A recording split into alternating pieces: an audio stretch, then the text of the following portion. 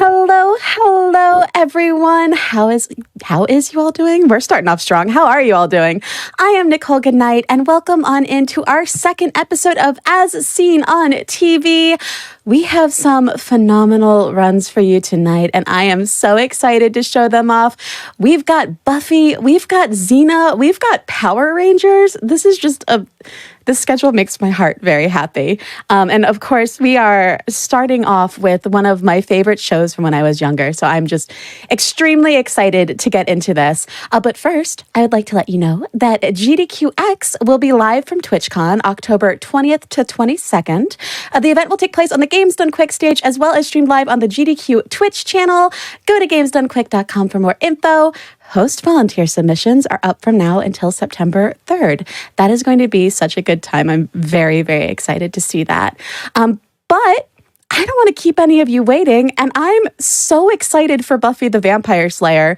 So we're gonna dive in. We're just gonna go right now. We're gonna go ahead and say hello to Texan Red Wolf, who has so graciously joined me today. Hello, how are you doing tonight? I'm vibing. How about you? You have no idea how excited I am for this game. It is a relatively good game. I'm not used to like the whole spiel stuff, so I'll burn through that really quickly. Hi, I'm Texan Red Wolf. I play a lot of a variety of games. It does a lot tend to be as seen on TV. And horror related. And you might have seen me this summer on doing Resident Evil 6 with Tainted Tally. So if my voice is familiar, that is why. But real quick about this game, this is Wrath of the Darkhul King. It is obviously a Buffy game. It is played on the Game Boy Advance, and we will be playing the easy difficulty. Whoever is hitting the timer, the moment that I hit A to go into easy, you can start the timer. So we'll do a countdown for that. 3, 2, 1, go. We immediately skip cutscene, go into some text that we don't care about. Full disclosure, I already told Nichole this. I don't know anything about this story. Wrath of the Darkhul King the story means nothing to me. This is a game that I kind of picked up because I'm a huge fan of the Buffy the Vampire Slayer series, and I saw that there were games to it, and I set out on a quest to learn them all. And this was one of the ones where I was like, I don't care about the story, I just want to learn game. And so that's what I did. So if anyone has questions about the story in chat, the best I can tell you is it is roughly takes place sometime around season 4, and he's really not gonna have it today. Okay, so it takes place in season 4. The big bad is the Darkhul King. Usual stuff. Apocalypses are happening. We don't want that. And so we're gonna go through 16 levels where Buffy is going to face the Gentleman again for some reason, Adam again for some reason, and then the Darkhul King. And so what just happened there at the beginning, that enemy doesn't always like it when I want to move that box to hit the third button. And so I had to run away from him, and I triggered a text box, which I didn't want to do. Ooh. Okay, so we're going to go all the way back to the beginning because this game doesn't have checkpoints, and I messed up jumping over that fire, which, as you saw, just bonked me over. It's fine. It's very recoverable, so I'll just keep going. It's super fine. Fire's spicy, so you know. However, this does cause us to lose like a minute of time. This game is unforgiving. But the cool thing is that we will get more health as we go. What is...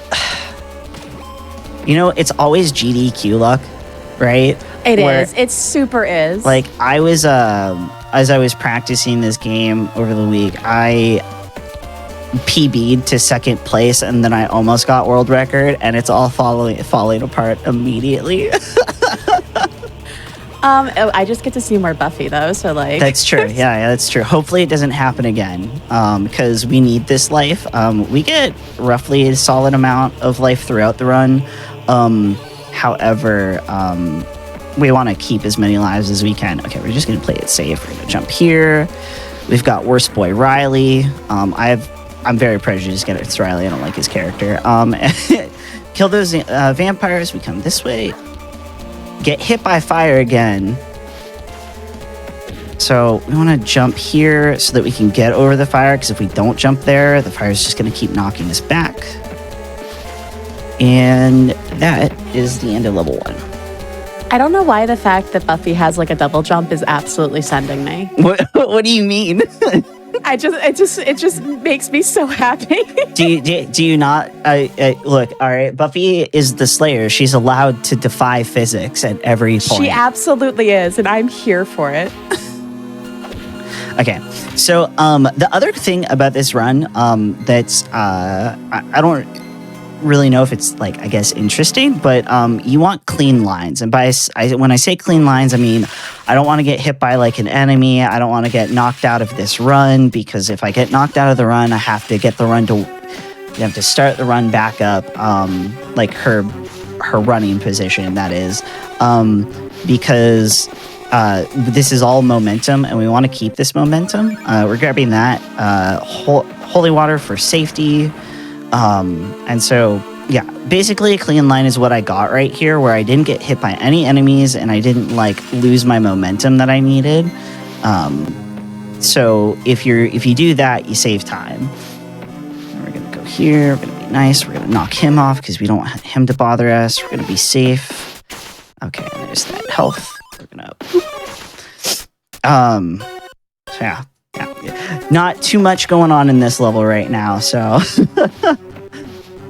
I love that you're just casually like hopping across dinosaur heads and avoiding electricity while there's vampires just, chilling. Yeah, there's also bats. The bats are the bane of my existence. I do not like the bats because the bats will, like, any enemy that hits you while you're mid-air or in momentum is just going to throw you off. Okay, so we are trying to find a talisman. Not too sure why. No idea at all. But Buffy's going to patrol somewhere. And then this one, we're also going to want some nice clean lines. You're going to see some familiar spots. The fire that took us out in level 1. We're just going to hop over it because we're going to get to the upper area of what I'm going to assume this is supposed to be downtown Sunnydale. I think. I'm not too sure about the locations or the locale, if you will.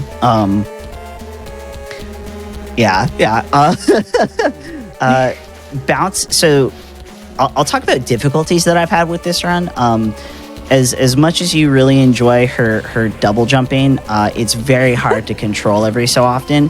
So especially when you need her to run. So like climbing up those ladders that I went up to get here were like the worst thing to figure out. Or the fire that I so terribly got knocked back by. Being able to bounce. A lot of the movement in this game is, okay, bounce to avoid, duck down to avoid. But we're also taking a lot of bonks because we do get health along the way. They're the little hearts that are kind of scattered around the levels. So if we get hit, well, so long as there's like a heart in our path, that's good. That's a-okay. And then we can heal up and be good for, the rest of the level. Thankfully, whenever you clear a level, you do get full health, which is great. So that's nice. Believe we're on the 4th level. I don't have splits up, so I'm just kind of like trying to remember where we're at. This area is really hard to get a clean line because we've got these bats hanging out all over the place. And so anytime you jump, they kind of just get in your way. So just kind of hope and pray. Yeah, nope. And we're going to go through the graveyard, go into this monastery, which actually has a very elaborate set of tunnels and enemies and spikes. For some reason, I like this is if you like really think about the cemetery system in Sunnydale, it does not make sense. Like the amount of like times that they just go into a monastery into like the sewers, and It makes no sense to me. Oh, okay. So I didn't want to do that. I never questioned that growing up as a kid. Like, never once did I question anything about this show. Well, okay. So, like, you've got, like, the first episode of, like, that first season where she's in the monastery with, like, Angel, and he, like, appears out of nowhere. Oh, these ladies are the worst. Okay, there we go.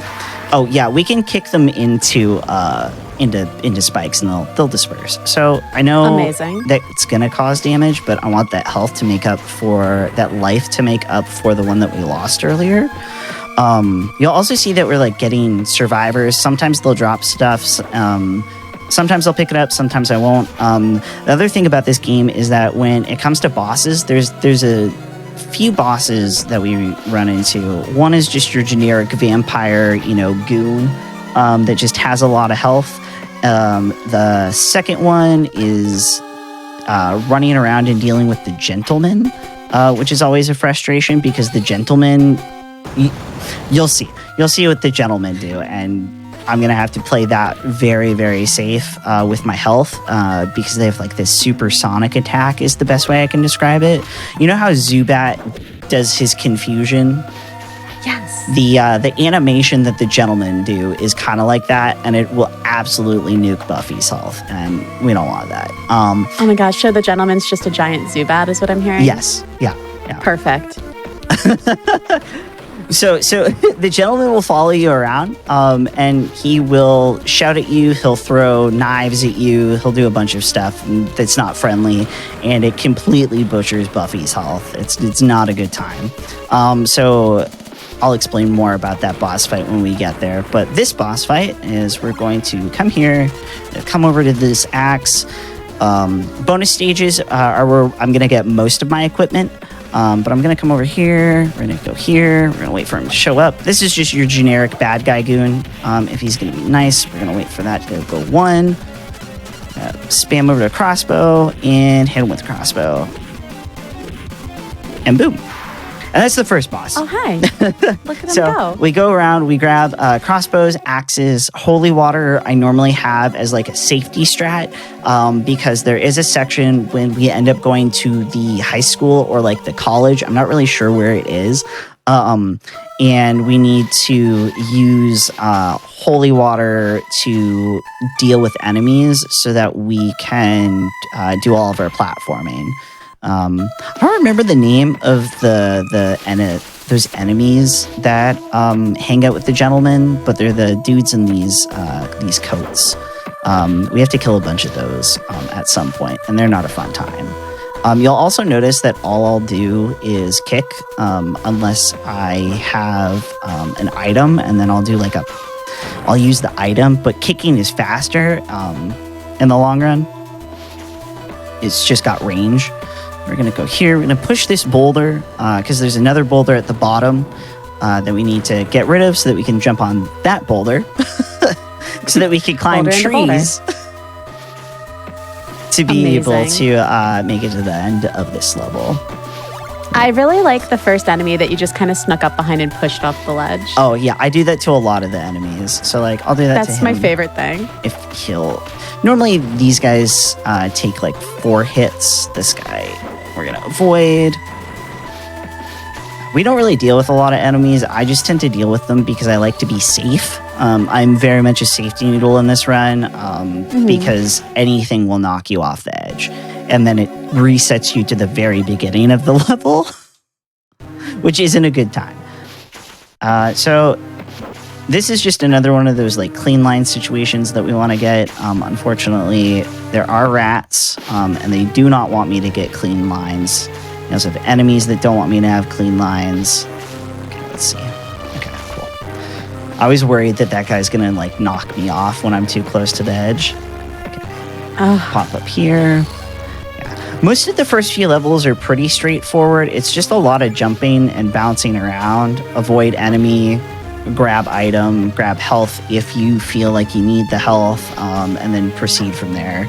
I don't really think it gets super technical until the later bits when we have to deal with the gentleman and having to gather specific items. Oh, speaking of the gentleman, there they are.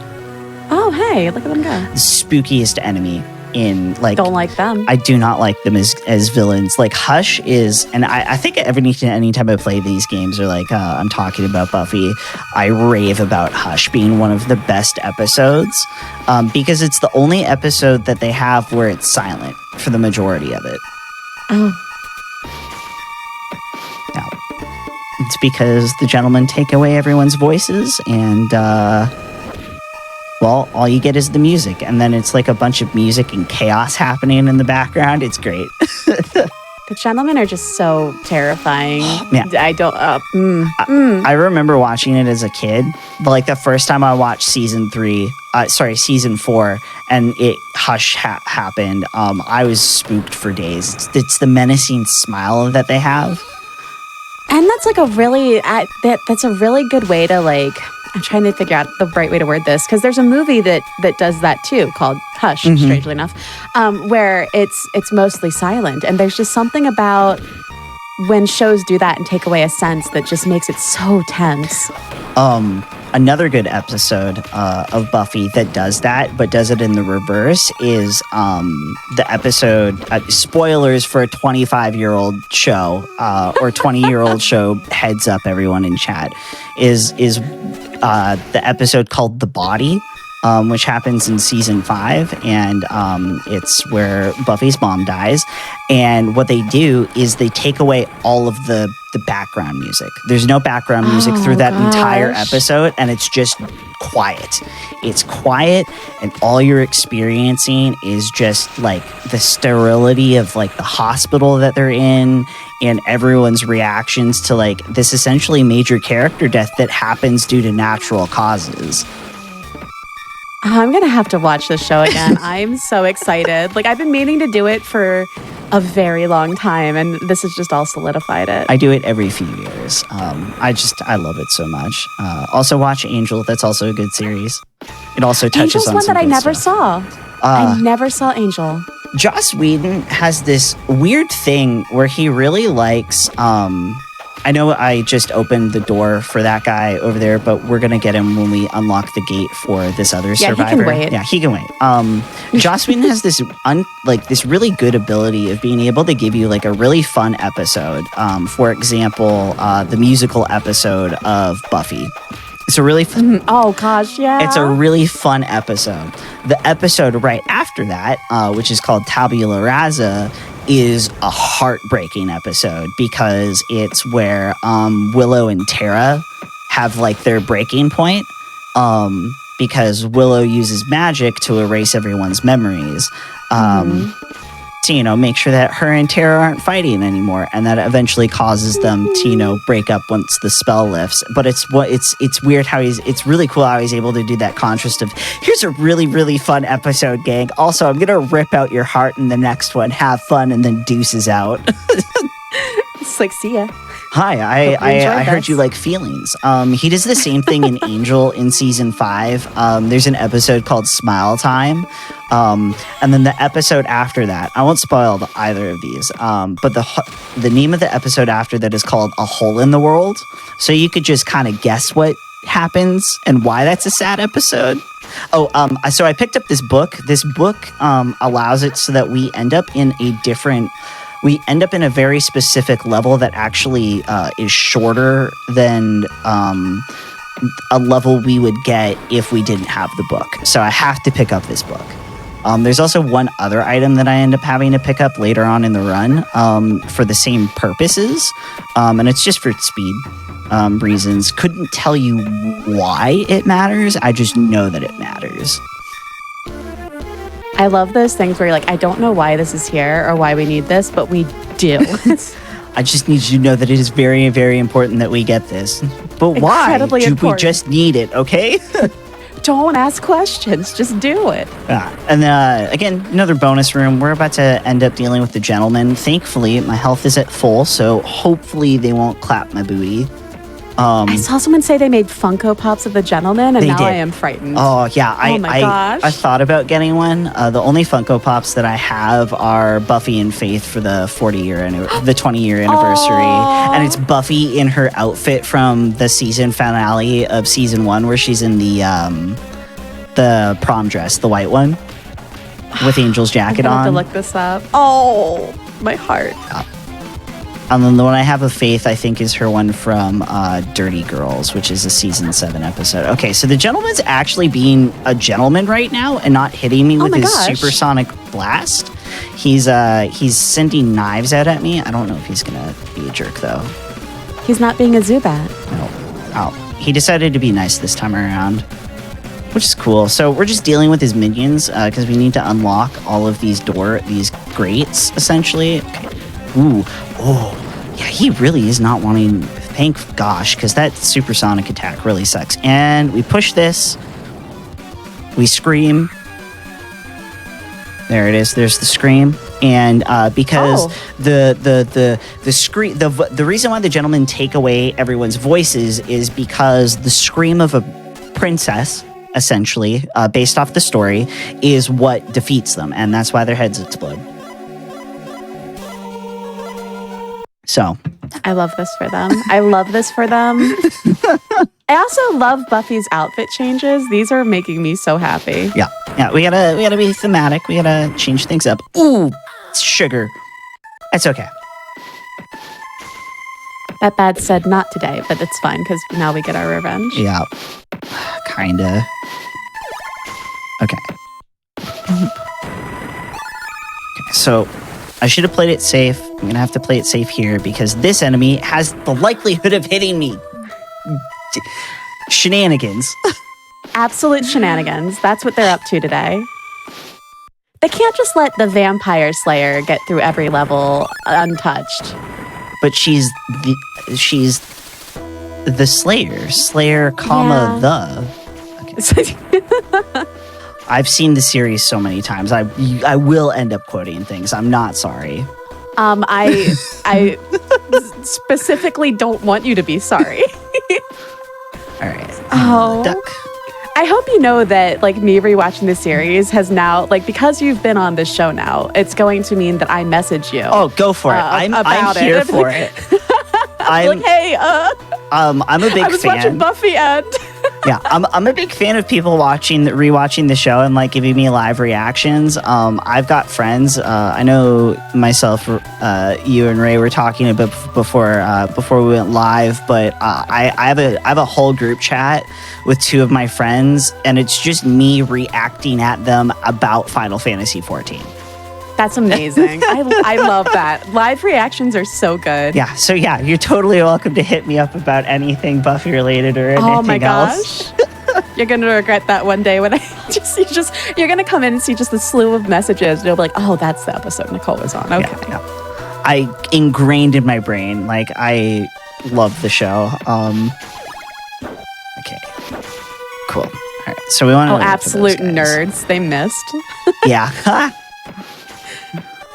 Imagine having baseball bats and not being able to hit anything. I feel like that would be me with a baseball bat. I just swing and miss. I'd be like, oh, well, okay, just go, I guess.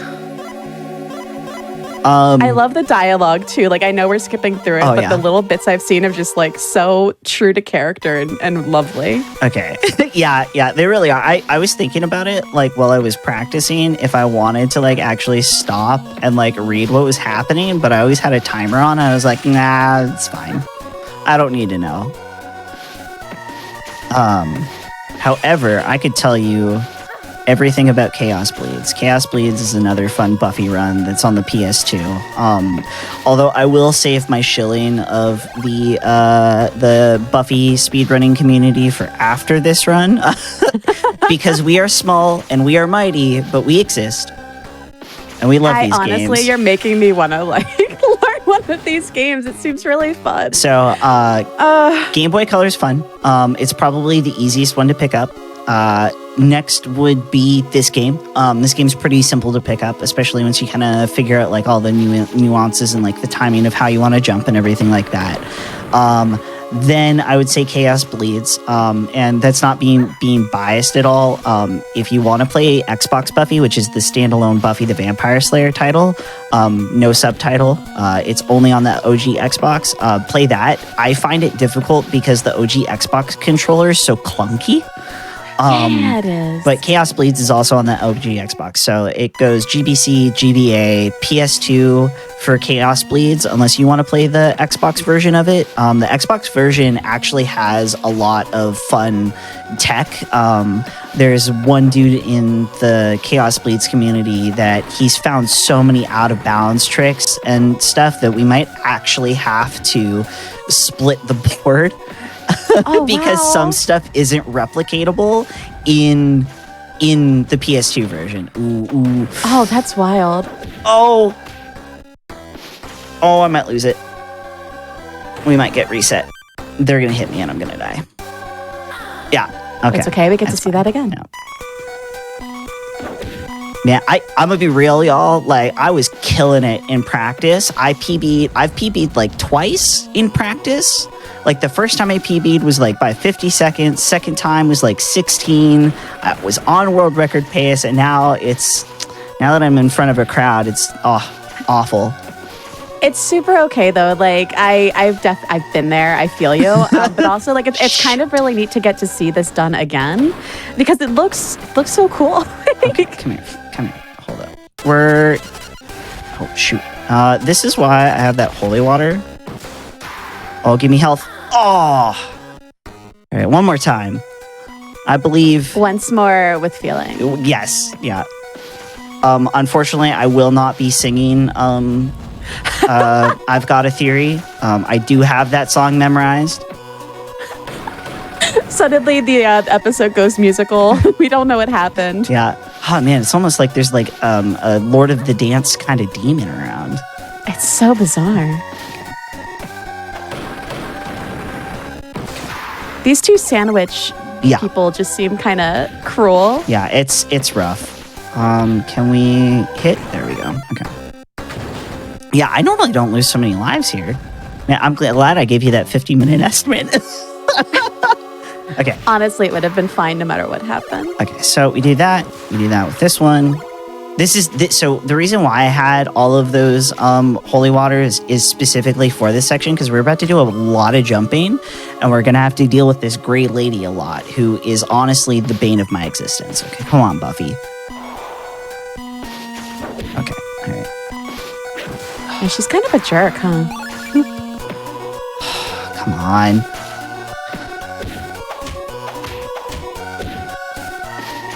Okay, there we go.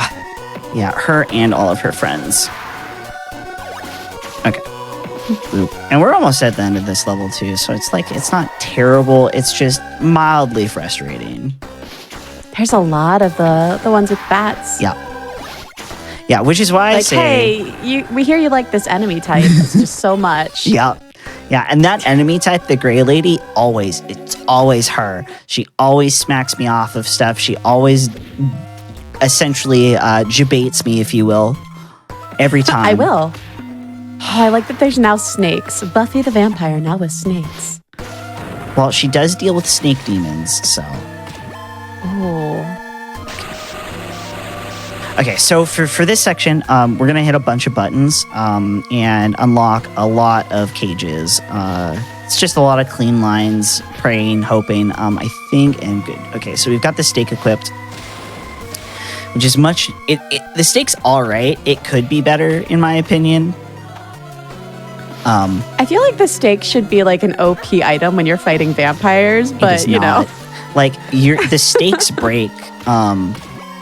when you use one of them. So like I'll stab one and it'll go away like that, and then I'll hit one. It takes 3 stakes to deal with the vampire. Oh my god! Yeah, which is why you'll see me kick them twice and then stake them, because it's more efficient for item management. Here's hoping that like this beginning bit of the run doesn't speak volumes as to what's going to happen at the end of the run. Ugh. Do those things on the ceiling, do they hurt you if you jump into them, or is that just decoration? The stalagmites, or whatever the upper ones are called, they're just decoration for now. Oh. Yeah. Oh, I see. Yeah, for now. Okay. we're gonna get to a point where you die. Sorry, wait a second. Okay. Yeah, you're We're fine. gonna get to a point where we're gonna be in a cave system essentially, and the things will fall on us essentially, Oh, golly. and we're fine with taking that. Someone in chat said the stakes have never been higher. Please know that I saw that you said that. Please know that I accept and appreciate any and all puns, so please keep them coming. Same, honestly, they're so good. I am worried about my health though. I think my lives. So I might end up needing to make a safety save, which I'll Sometimes you probably gotta forget to safety do. save. Oh, stalactites hold tight to the ceiling. I will. That is so good, but when I go to remember it, I'm going to be like, stalactites hold tight to the ground, and I'll never remember it. Chat's given us Tight all the night. strats. Like, tight is above, T is before, wait, M is before T. Okay, yeah, it's over for me, honestly. It's done. It's too late, and you're trying to teach us things. All right. I am. It's not only is it time too late. I am 38 years old. You can't teach this old dog what a stalactite is. Can't teach us old Apparently, dog it's new fine. tricks. Stalactites have a G in them. Does that mean Wait. they're on the ground then? If they've got the G? But I thought they were on the top. So I dealt with Adam. That pixely mess that's getting crumpled by boulders was Adam. I don't know why he came back. Seemingly the same reason why he comes back in Chaos Bleeds. So we use the same strat, which is throw a bunch of axes until one is left or all of them are gone, and then shoot with the crossbow. And then we have one more boss after this, and it's the Darkhul King, who has a Ooh. slightly different strat, but is also so you'll see me like pick up like a set of gloves that are very similar to an item, like a mystical item that is referenced in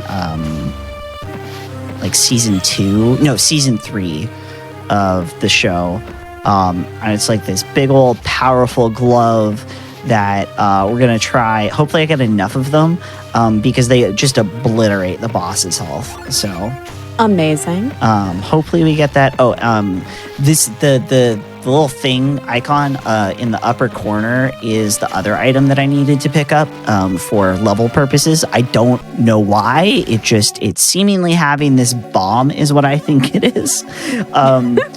In your possession as you exit the level allows you to get a shorter level than what you would if you didn't have it. Oh, neat. Also, I like how they just were randomly talking about blue cheese. Like, They were? Oh, yeah, I really yeah, do they try. super were. I'm be real, I do not pay attention. I don't think I've ever actually truly paid attention. All I see is like Adam or Baruch Demon or Darkhul King, and and then the rest is like something to do with Anya. I really just kind of like hard focus on how lovely pixelated the still so images good. from the show are. It's so good. Also, chat's doing a great job at teaching about stalagmites and stalactites, and I might actually remember it now. So thank you, chat.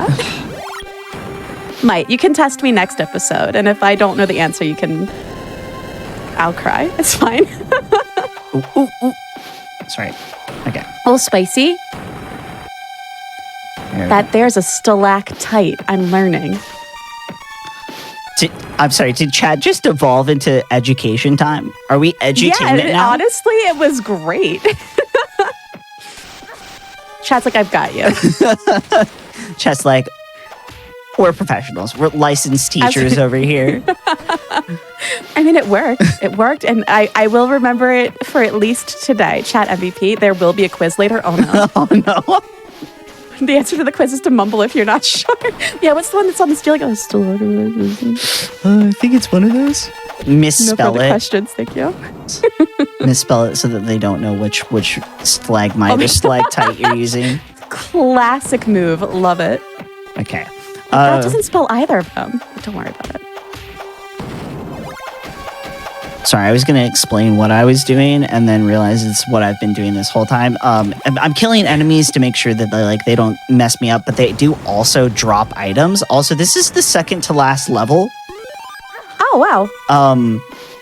I think Yes. No, it's not. Sorry. We have 2 more levels after this one. This is level 14. Still very cruising. Yeah. Oh, man. Even with all of those whiffs at the beginning, yeah, this is going by pretty quickly. We trucking. Oops. We're moving. I really like this outfit, I think, the most. The pink one, she's going to be in it for the rest of this run. Oh my gosh, huge. Yeah, the pink and purple, love it. Okay. So for safety purposes, I'm going to save here for level 15. Yep. Okay. Okay, so we found a temple. We're going to enter the temple. We're going to mess the temple up. Also, chat, don't and Nichole, for my sanity, please remember bird, boat, bird, moon. Bird, boat, bird, moon. Yeah, it'll make sense here in a second. By the way, so that's all RNG based. Me falling was not. Normally I like not falling because it allows me to just kind of slide up here because that's what I need to be. I said bird, boat, bird, moon, right? That is right. Bird, boat, okay. And then sometimes you'll get really lucky and most of the images will already be prepared. Bird, boat, bird, moon. And so we do this so that it unlocks this gate. And that's amazing. It. That's all I needed that for. So yeah, the pattern changes. It is RNG. It will always be RNG. There's no way to manipulate it, and it's the same thing for when you go to push in the answer. It RNG every time. So unfortunately, there's no way to like manipulate it, as far as I know. If someone wanted to come break this game and figure out how to manipulate it, that'd be super cool. However, I think I'm really the only like semi-active runner of this game now. But yeah, no, I'm always about. I always show Buffy games to everyone. So like, if you end up picking it up, we do have a Discord. I'll throw that out there now, but I'll get the whole thing out, spiel out near the end. Okay, we're gonna pop that. Okay, so now that we've unlocked that, we get to go all the way back over here to enter that door. I guess this is kind of like their equivalent of like a maze level, yeah? Kinda. Yeah, kinda. A little bit of puzzle. Like, here, I know it's all been action. Here's some puzzle. It's like, oh, thank you. Ooh. I hate it. I'm not the best at puzzles, yet I'm a really big fan of survival horror, and that's a lot of puzzles. Yes. It's all puzzles. I love survival horror. Yeah, so what I wanted to do was originally grab that ladder on my first trip down. You're gonna bully, I had my friend call him a Teenage Mutant Ninja Turtle. Definitely a mutant, not sure if they're a turtle, though. He does kind of look like a Teenage Mutant Ninja Turtle, though, to be fair. You jerk. Sir. Yeah.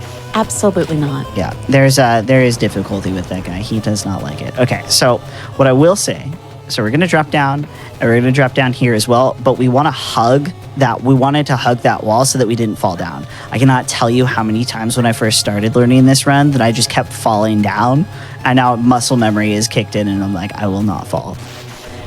This won't happen again. I refuse. The amount, oh, man, the grind to bring this down to a sub 40 was a nightmare. Like, controllers were broken. Like, I don't know what it is with me playing platformers and being garbage at platformers, but I always gravitate towards them as speedruns. Okay, so we're going to add another... we're on the final level, everyone. And then this is the most tricky part of this run. And you will see why. So, we got to bounce... Get smacked, but it's okay. We'll push him into the spikes. This is our vengeance. Yeah, okay. Take that. I'm gonna go jump. Man, I really did not get a lot of... So that glove thing. Okay, so we gotta wait for that to hit down so that I can jump. Because if that was going... If it was going down as I was coming over, there wouldn't be enough of a gap for Buffy to jump. So I was about to say, it looks like these are really tight jumps. They really are. So I can jump here, but I'm not jumping now, right? So I can't jump there. I can jump here, just for a little bit of a demonstration as to why I'm being so careful. we're gonna knock him down. Yeah, right off. Take that.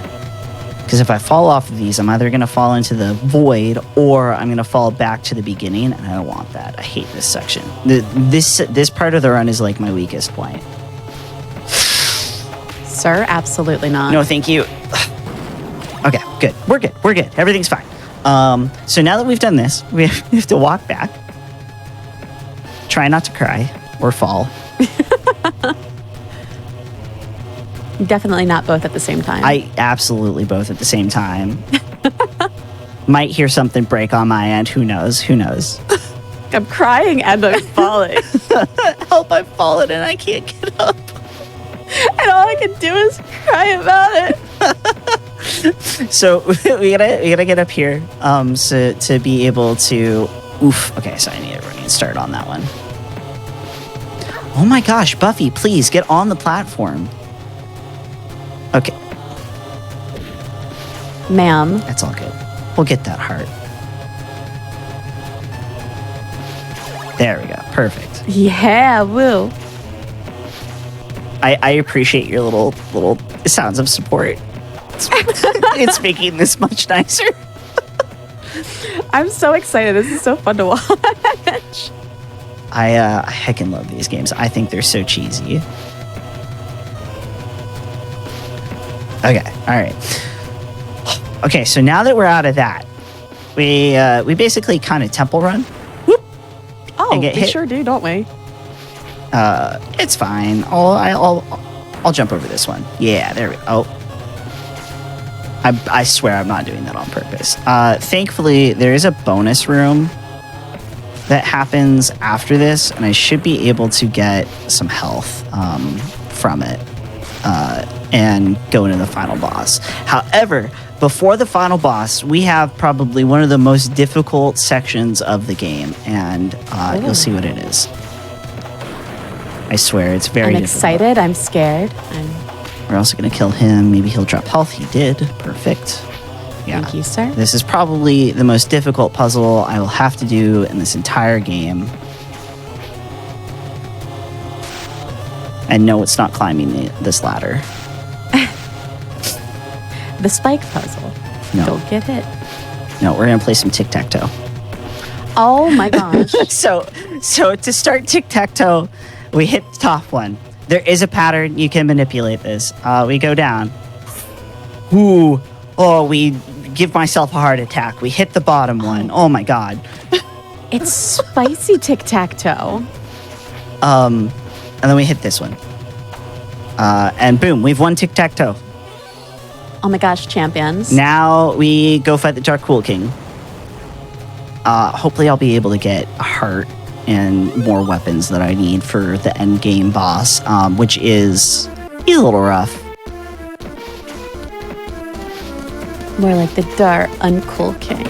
I'm sorry. You're fine. No, you're so good. I gotta go. Okay, so just for safety purposes, I am going to grab that one. So I should be stacked now. I've got 3. It's better than nothing. Normally, I like having 5, but, you know, you can't have everything. Fudge. These little platforms look like cookies, and that's all I can see. Shoot. Oh, you're so good. Hold up. Come on. Buffy plays. No, I'm not going to get it.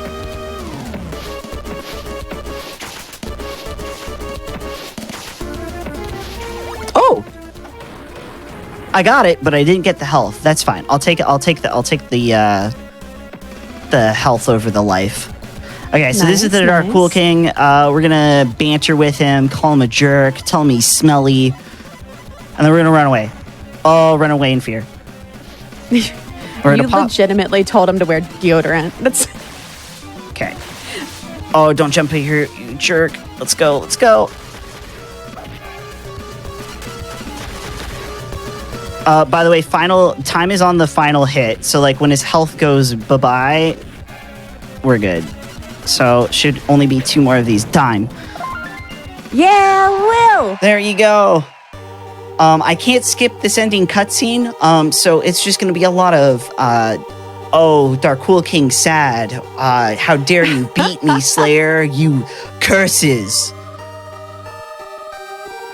You've beaten me. Elnara herself could not have done better, I must admit. Hold up. I didn't think it possible for you to beat me. Yeah, they all think that, but how many apocalypses has she stopped in X amount of years? So many. Yeah, Miss Baker thought I'd never pass geometry. Oh, Buffy, yeah. You sassy little thing. Yeah, make jokes while you can, Slayer, for this is hardly over. The day may be yours, but no. This. Well, you are but a mere mortal. I am not. The Darkhul King can never die, and when I return, I will have my revenge on you. Oh my gosh, sir.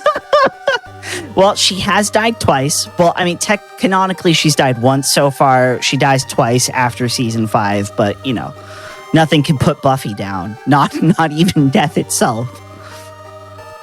Why can't they just turn to dust and die like the rest? Because not everything's a vampire, Buffy. Not everything we can't do that to everything, Buffy. Come on. Gosh. So that's Buffy the Vampire Slayer, Wrath of the Darkhul King. Thank you, Nichole, for having me on to play this game. I love these games. I think they're very silly, very fun to just crank out runs for. But if you do want to join the Discord or learn how to speedrun any of these games, I know 3 out of the 4 that have leaderboards, which is Game Boy Color, Game Boy Advance, and Chaos Bleeds. I'm always asking people to come learn these games. So if you want to find the Discord, I believe it's both on the Chaos Bleeds leaderboard. I have it linked there. And the self-titled Buffy the Vampire Slayer game. The Discord's open. It's small and quiet, but we're always here to help out people who are in the runs. And if you want to find me anywhere else, you can find me on my Twitch channel, Texan_Red_Wolf. Same thing for Twitter and YouTube. I'm currently on like a mini hiatus right now, just because I've had a lot of IRL stuff going on, but I will be coming back to streams in mid-September. But yeah, thanks for having me. I appreciate it. Of course. Thank you so much for joining. I was very, very excited, A, that this is a game, and B, that you joined me to play this. It was really, really fun to watch, so thank you very much.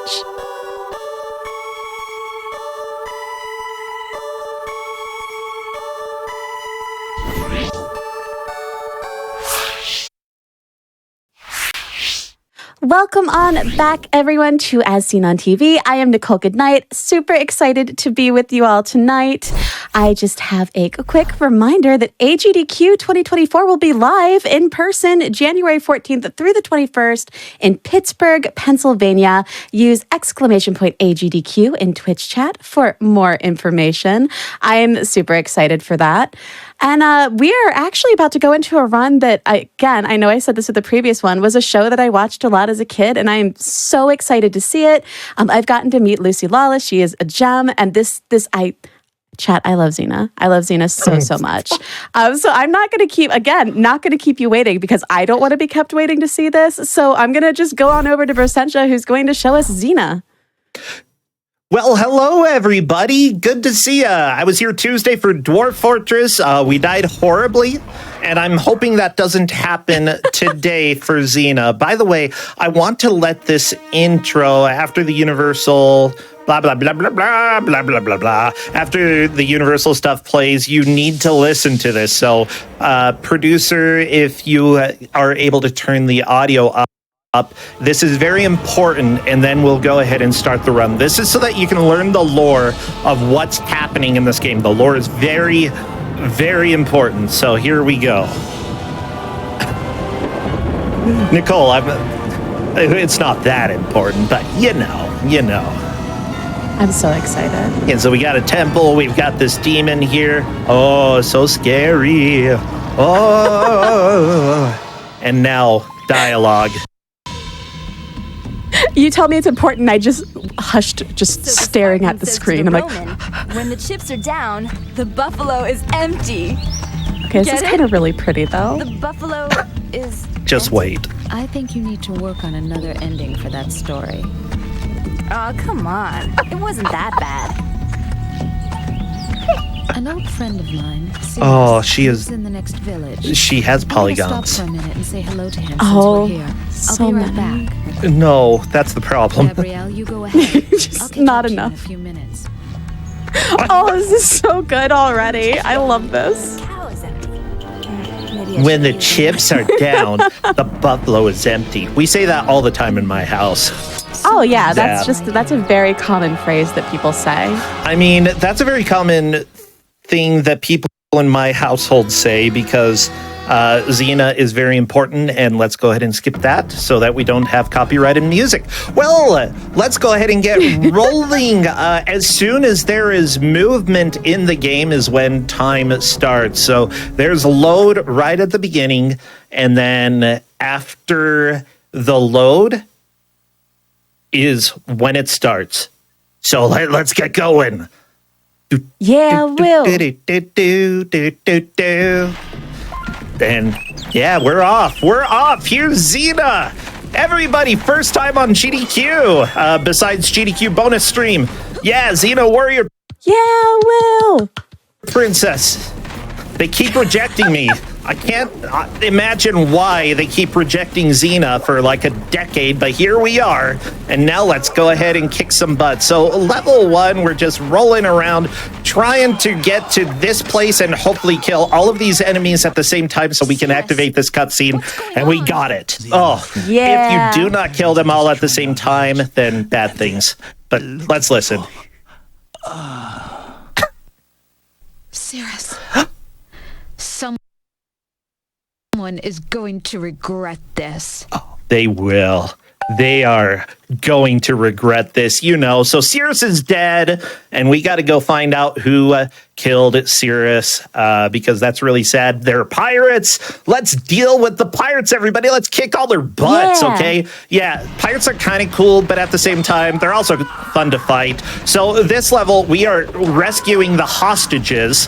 Very important thing to do when you are Xena Warrior Princess. Although Xena is kind of a dark character as well. If you've I just killed a hostage. Never mind. I'm sorry. Let's save this one then. Yeah, you win Okay, some, you good. lose some. I know, right? The sort of third-person chakram takes a lot of getting used to. I gotta be honest. It's not very easy to control. And then here's the last one we want to save. Oh, good. Okay, and grab the key that spawns right after that hostage gets saved so that we can go through this door. And that is the end of that level. Now, if you liked hostages dying, this is probably going to happen a little bit more on this Oh, level. good. Yeah, we need to figure out a way to go kill the pirate leader, okay? Because the pirates destroying the village, we don't like that. So we got to take care of it. And here we really get our first introduction to platforming, which is a nightmare in this game, okay? PS1 era platforming was not good.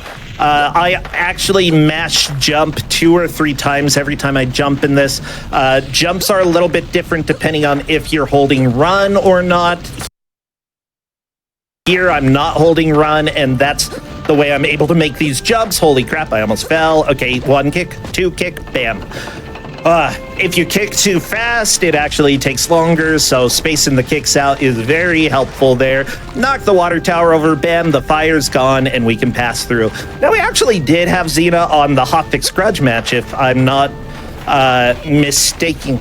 You're too young to die. I know, you're too young to die, but you died. Sorry. I'm sorry about it. So yeah, what do you love most about Xena? Oh my gosh, there's what's your- so much. I watched this so much as a kid, and growing up, it was just like really it just wasn't very common to have shows that had like this strong female lead. And she just kicked so much butt. She just was the best. She had her like the shot. where is Oh my it? gosh, I loved it so much. Okay, there we go. Gabrielle, Gabrielle I love. My middle name is Gabrielle, so I was like, oh, this is just like really? me. Oh, that's yeah. adorable. Gabrielle will show up in this game, by the way. Yay. And not just be a background character. She's pretty important in what happens in the entire game, actually. However, she's kind of off doing her own thing right now. We're fighting the Pirate King right here. He spawned now that we killed all of those other enemies. Kill this pirate, one more pirate, and then we fight the Pirate King. Come on, Pirate King. And what we're going to do is actually some crotch kicks. The game teaches you how to kick crocs, or whatever. I don't even care. Whatever. We're just doing it. Okay, Crocs, 2 more crotch, pirates. same thing. Come on. This hasn't been the best level, but it's gone okay. We might actually die, but I did get a continue crystal, so that's fine. And there we go. Bam! We are through onto the level where, oh no, apparently Gabrielle has been taken to the Isle of Kronos. No. I know, so we gotta go help, but there's a Cyclops. There's a Cyclops. He's got one eye, okay? Got one eye. Yeah. What's your favorite thing about Xena? I don't know. My favorite thing about Xena, honestly, is that it's camp. But, it is so campy. So camp. I love it. Okay, let's go ahead. I come here and get a weapon upgrade just because I feel it helps. Other players don't, but whatever. I've got the fastest time in real time, so they can just do whatever they want. Why? Just, yeah.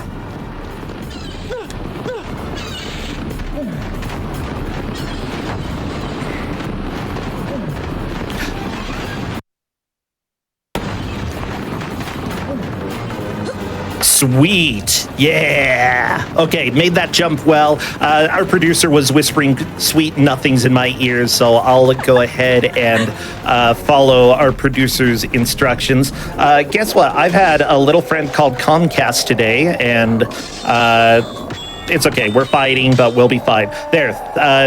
If you didn't notice, there was a third hand coming out of the middle of the Cyclops there, but whatever, don't worry about it. Let's go. And we are done with that level. Moving on to level 4 as I try to fix things for our producer. And let's go ahead. On the trail of Gabrielle. Indeed. Let's try that, and hopefully that works. And if not, feel free to whisper more sweet nothings, Railcoom. Yeah, so far this is a pretty decent run, and pretty vanilla for how I play the game. However, some other speedrunners have found some decent strats that are going to come into play in a couple levels, specifically Bert. B-I-R-T over on SRC. They managed to, oh my gosh, put together at least a guide of different things. I'm not sure if he necessarily found them, but he definitely made a compilation of everything. Okay, we hit the beehive, free the bees. Okay, the bees, everybody, there are lots of bees. Watch out for the freaking bees, okay? Bees. Yeah. Free the bees. We're bringing the bees over to this guy. Oh, come on. The bees knock him over, and then I almost die, and then I go across the bridge, and there we go. Okay. What I love about this game, though, is first off, it's EA's best game, easily. Second, every level is significantly different, and it's really exciting to see what they have for you. We're going backwards in order to get an invincibility shield that's right at the beginning of the stage, but very easy to miss just because it's out of view of the camera. So we've got really good voice lines here, everybody. Make sure you pay attention. Oh my gosh, come on, Xena. Don't let her escape. Okay. Here we go. Catapult. I hate catapult. She hates catapults, everybody. It's canon for the game. It's canon. I believe most of the lines in the game are actually taken from the show as well, so Like, I remember watching some of the earlier episodes, and it's like, oh my gosh, I know these lines. I've heard them. I've heard them because of the game. Okay, the big first glitch that we are going to use is here, which is essentially an infinite chakram glitch. I guess that's the best way to explain it. There's an item in this game that you can pick up that will let you essentially have a one-time use super chakram that homes in on enemies. However, if you do a specific setup, then you can end up getting... What was it? They said 255. I'm not exactly sure. It's infinite enough. So now we're just going to go ahead and use that in order to kill everything on screen over and over. This essentially is a giant enemy rush where tons of enemies come from all over the place. It takes forever to kill them all, but we're just going to go ahead and infinite chakram them as much as possible until they're all dead. Whee! Amazing. Yeah, so I actually haven't watched a whole lot of Xena. Like, everything that I've watched, I've loved. I've got the full series on DVD, but I've just never really taken the time to go through it. Unlike Buffy, where I finally watched the entire series and loved it. And if you haven't, you gotta, Nichole. You gotta, okay? I'm going to. Oh my gosh. And Xena too, honestly, because I used to watch this with my mom growing up. And like, oh, really? it makes me so, yeah, it makes me so happy. It reminds me of her. So like, it's just the most makes me the happiest. I'm so excited. I love Xena. Yeah. This glitch, by the way, I swear it saves like a minute. This level takes so long if you're just playing it the quote-unquote correct way. But no, we're just throwing all kinds of chakrams, murdering everybody. I love it. Okay. As one does, yeah. Yeah, you sort of have to space throws out a little bit. Here we go. The boss shows up. We have to kill these two enemies. But again, with the infinite chakram, kind of a little more trivial. I usually use a lightning sword in order to kill them, but this is so much more consistent and easier, like, and faster, usually. Okay, come on, just die. There we go. And then this guy, we don't actually fight, we just corner him. Hey, dude, how you doing? Want a smooch? The answer is no. He turns into a minotaur and runs away. Honestly, good for him. Gabriella's down here. We're gonna see our girl. Okay. Gabrielle. This is being a pretty good time so far, by the way. I'm liking how this is going. I'm skipping all of the cutscenes. They're worth watching. Honestly, they're hilarious. They look janky. It's PS1 era hideousness. Like, seriously, absolutely worth it if you love horrible 3D models. But here we are in the Minotaur's maze and trying to go find our friend Gabrielle, who has been kidnapped by the Minotaur. But we don't know why yet. We're confused, and we're like, why do people want Gabrielle? But we're going to find out fairly soon that it has to deal with the New World Order, obviously. Of course. Yeah, so essentially the queen in the Amazons is like, in order to start the New World Order, we have to sacrifice a queen, but I don't want to die. So Gabrielle is actually, within the lore of Xena, she is a queen. I forget exactly when it happens, but it definitely does happen. She becomes a very important and sort of a powerful character throughout Xena.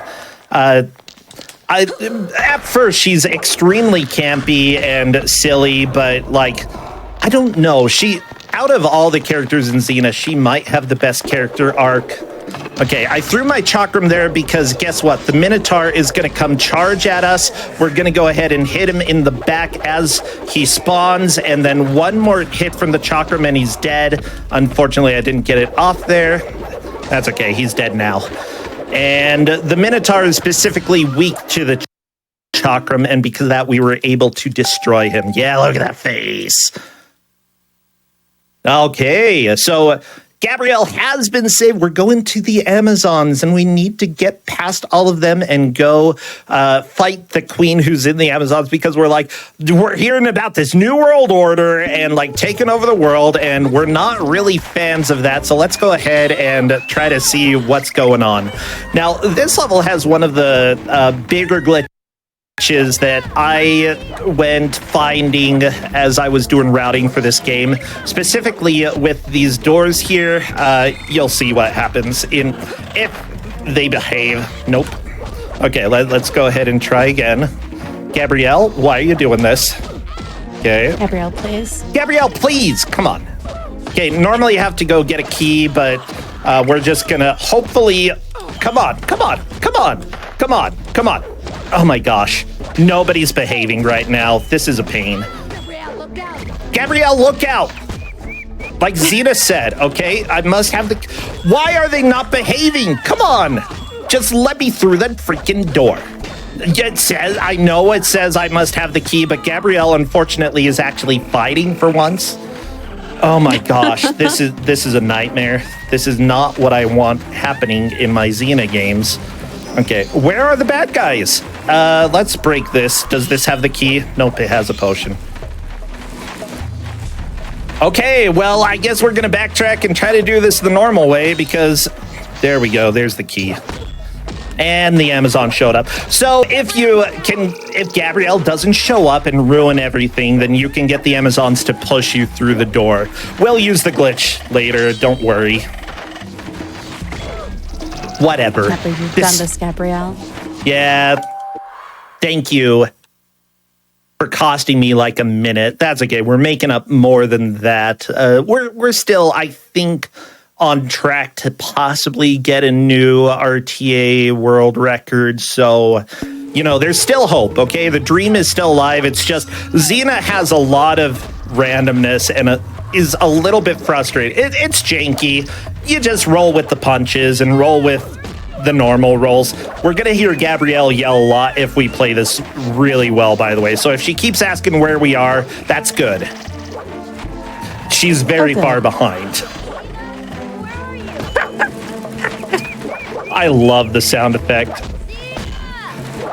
Xena, where are you? Okay, Gabrielle.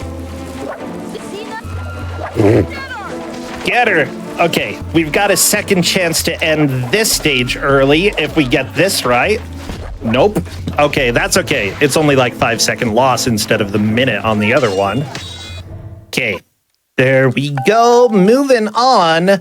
Finally, we have to face the Amazon Queen herself, because Calibrax is her name, actually, and she is essentially kidnapping... Gabrielle has been kidnapped, okay?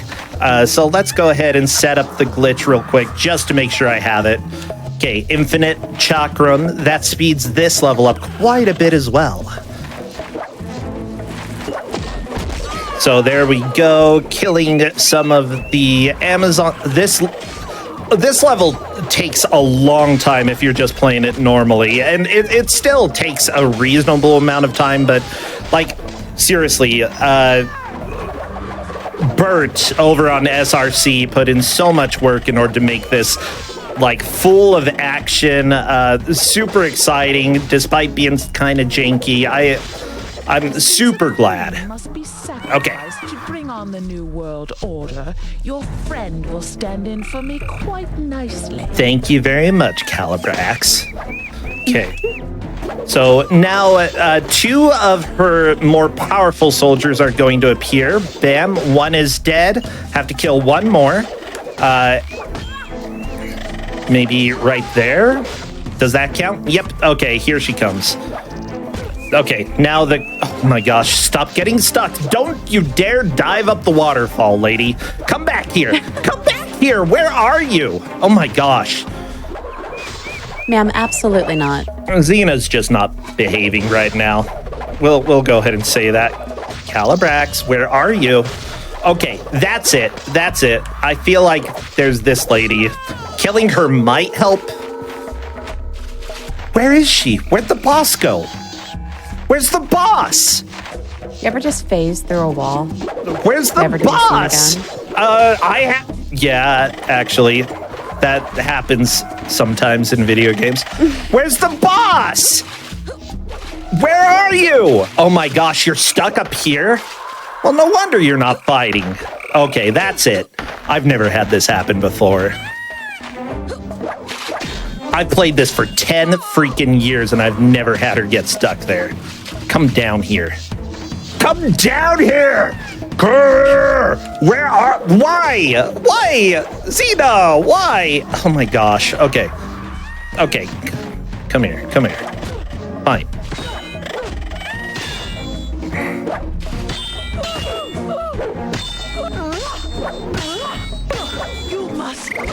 You must die. Yeah, whatever. No, they're gonna die, and then there. Now she's down here. Now she wants to fight. Now she wants to roll into my face. Stop it! Stop it! Stop it! Stop it! Stop it! Stop it! Die! Gosh, she's sassy. I know. No. Oh my gosh, I almost died. Okay, there we go. But the Amazon Queen is dead. I hope. Cutscene. Thank you. The dream might be dead, but whatever. Let's keep playing. So we find out that, yeah, she wants to sacrifice Gabrielle. Now we get thrown into a hole and there's a dragon. Of course. Like, honestly, this game is about as ridiculous as the show, which is really hard to do, I think. Like, the show is super ridiculous. I don't remember all of the weird plot lines, but like in this game, Ares shows up quite a bit in optional cutscenes. We never see him because he wastes a lot of time. We might hear him say a couple words at one point, but that's it. Otherwise, we have to kill a dragon, and let's hope that does the final hit. Cool. Okay, I'm trying to move closer to the door. Perfect. That actually was really good. Very good level. The dragon's dead. It's a puzzle boss. The first time that you play the dragon, you'll probably die like 5 or 6 times. That's fine. That's just Xena life for you. Okay, finally, we are going into the underground. Gonna go find Hades because he can get us out of hell, I guess. I guess we are in hell. There's a lot of lava down here. It's very not fun. Oh, JK, we can walk on it. It's better if you only selectively walk on it instead. Oh my gosh. I thought I might die. That's fine. One death, whatever. Here's the deal. If you just walk onto lava, it doesn't hurt you as much as if you jump directly onto it. So we try to walk on lava whenever possible. I just got a little bit, I was stressing, and so I didn't walk on the lava. I jumped on it. That's fine. That's really interesting that walking on it is like less than jumping. I mean, it makes sense, but I wouldn't have expected a video game to make sense with lava. I mean, technically, like, lava is really dense. You're probably not going to sink into it super quickly if you walk on it. I mean, okay, so there's a switch that opens a door to the boss of this level. We have to kill this giant golem-type dude. There are 2 main levels where you fight them. This level where we fight one... Oh, no. I shouldn't have jumped. That's fine. We're good. We're good. Okay. This level, and then the second to last level, I believe. Okay, let's go ahead and get him out here. We gotta lure him over a little bit closer to this lava, and apparently accident. Whatever, I'm just gonna die. It'll be faster, trust me. Okay, because I got the continue crystal, so I don't have to walk all the way around because I made a dumb. Okay. Stop it. Ow, stop it. Okay. Here we go. Can you please die? There we go. All we have to do is knock him into the lava and we are good to go. Bam. Oh, you get to see her Almost doing a handstand. By the way, there are a lot of attacks and a lot of different moves you can do in this game. There's dodging, there's blocking. I don't do a lot of that. Like most moves come in use in the speedrun in one way or another, but really, like, there's just so much to this game. Okay, let's go ahead, run across the lava, jump, bam, and hit this switch in order to lower the wall of lava. This Traps of Karen, sorry, why did I say Sharon? Karen. This is easily the hardest level in the game, so if I do this level deathless, it means that we got the blessed run, and honestly, it was not looking like it was gonna be deathless.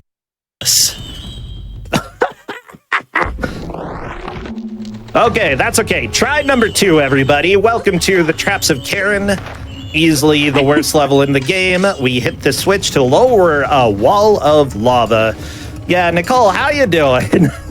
Lava's spicy. That's my takeaway. It is spicy. It's incredibly spicy. Yeah. Honestly, just like getting back to de-rusting the game has been a lot of fun, and I want to do more runs. I feel like I can, now that I know some new strats, I feel like I can improve my time pretty quickly. Let's grab a little extra health right here. There's a very risky strat that I'm not going for because I've made it once and I don't feel like doing it. Okay, turn the bridge. Okay, as long as the bats don't knock me into the lava, we are good. Perfect. Okay, you can very easily die right there. Why? Get out of the lava! Aries, go away! Okay, jump! Yeah! And we are through the Traps of Karen, getting it on second try. I prefer first, but not too bad. This next level as well is a little bit tricky because normally you're supposed to wait for Karen's boat to take you across because there's a lot of lava. But if you play it just right, you can get across with just a tiny bit of health. However, I am going to go ahead and ring Karen's bell to bring Karen across because if I don't, oh my gosh. Yeah, that's fine. I messed up a little bit. It's not a big deal. Okay. If you don't, then Xena really likes to jump into Karen's boat, and that can cause some problems. Excuse me? Chakram? You want to hit the bell? You want to hit the bell? Okay. Here, it's actually best to jump across the lava because just running continuously is a bit of an issue. Okay. So if you can tell, the bottom left where the sword is, that's how much health I have left. Getting these potions just to make sure if I accidentally slip into the lava, I don't die. And then let's watch the pattern. Of course, it's like the worst pattern ever. Oh my gosh. If I mess this up, I die. Welcome to Xena, everybody. There are a lot of ways to die, and we're through that section. Thank goodness. Okay, now this part, there are enemies here that if they touch me, I die, so we're hopefully not going to have that happen. What we have to do is hit all of these torches in order to turn them off. There are ways to combine hit a couple of them. I did it almost optimally, and there we go. The demons get to run away, and they're gone. Bye, demons!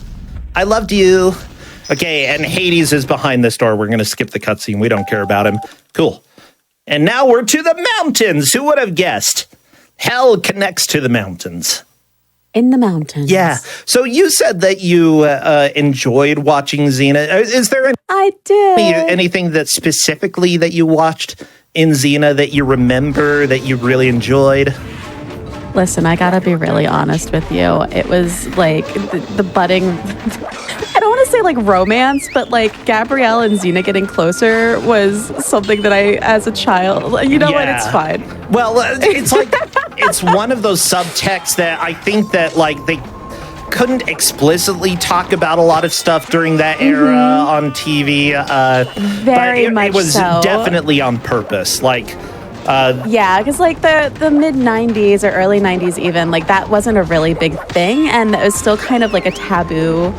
Like you didn't really talk about that much. So as a child who grew up in a very strict home, it was very nice to see that on TV. Yeah, I grew up Mormon and I'm gay now. So I've been through kind of both extremes, I'd say. And like, even if they had to have it a little bit as a subtext, at least the text was there. And yeah. I really appreciate that. Thank you so much. Like the producers of Xena as well as Lucy Lawless for being really like strong female figures and strong sort of predecessors to LGBT representation in media. And that was that again. That was, like you said, it was kind of huge back then. Oh yeah, here we go. See, that's how it's supposed to work. You go through the freaking door. And it takes 1 second, but then Gabrielle shows up and ruins everything. Thank you so much. This level has been giving me a lot of difficulty, by the way. If I do this without dying, I'm going to be very happy, but it's just been a huge pain to me lately. Let's hope. Mostly... Fingers crossed. Yeah. But also, yeah, Lucy Lawless is a gem. She's an absolute gem. Yeah, I agree. Like in Battlestar Galactica, she rocks.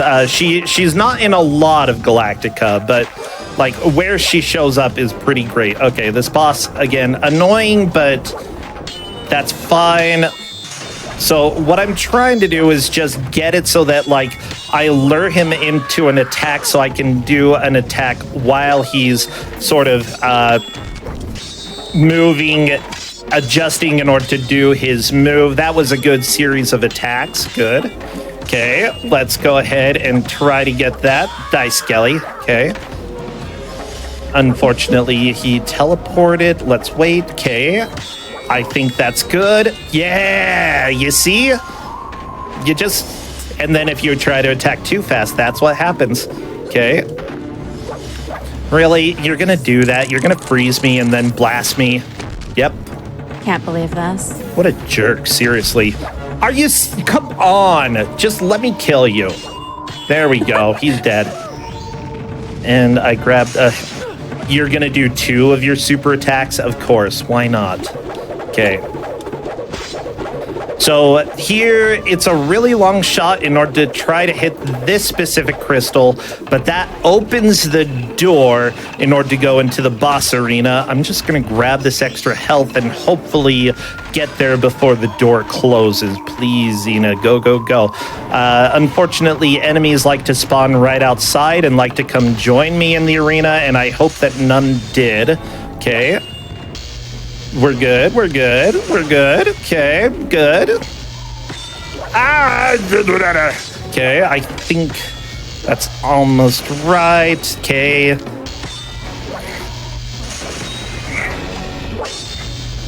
And then we just grind this out until he dies. Okay. And there we go. Bam. Puzzle boss down. Yeah. There's so much to this game. There's just so many things happening. I never would have expected puzzle boss. Well, we've had like 2 or 3 puzzle bosses at this point. Well, like the dragon with it's just like this type of puzzle I never would have expected. Yeah. Well, like welcome. The stalactite dragon. That was cool. I know, right? It's freaking awesome. Okay. Chad, are you proud of me? Stalactite. I did it. Did the right one. Yeah. Good job. I'm proud of you. Thanks. I swear. Thank you. Okay, so here we have to kill these sisters before, like as soon as you hit them, they start sort of backing away from you, and then they will do an attack that turns you to stone and kills you. So we, like as soon as we start dealing damage to them, we want them dead. Okay, coming over here for an invincibility that we will use later. First, just grabbing your continue crystal to make sure that I can do this fight. See, they run away from you, and then they start doing their stupid little stone ray. And if you mess up any of the attacks, it can just destroy you. Yeah, every level in this game is actually quite a challenge and very different from how every other level plays. Okay, so here we are going to activate invincibility in order to finish off this final Gorgon sister. Okay, and we cut her in half. That was cool. And finally, the gate opens up so that we can leave and go to the end of the level. We're not out of these harpies here are literally the worst enemies. They can just murder you. They are notorious for hitting you and knocking you to your death. Second to last level here. And then we go into the final battle. Like this is despite some of the run losing a significant amount of time, this is still being really good. And honestly, those time losses were a little bit unexpected. Okay, so you might recognize this guy. This was the one boss that I had to knock into the lava, and we do something similar here. We're gonna knock him off the cliff.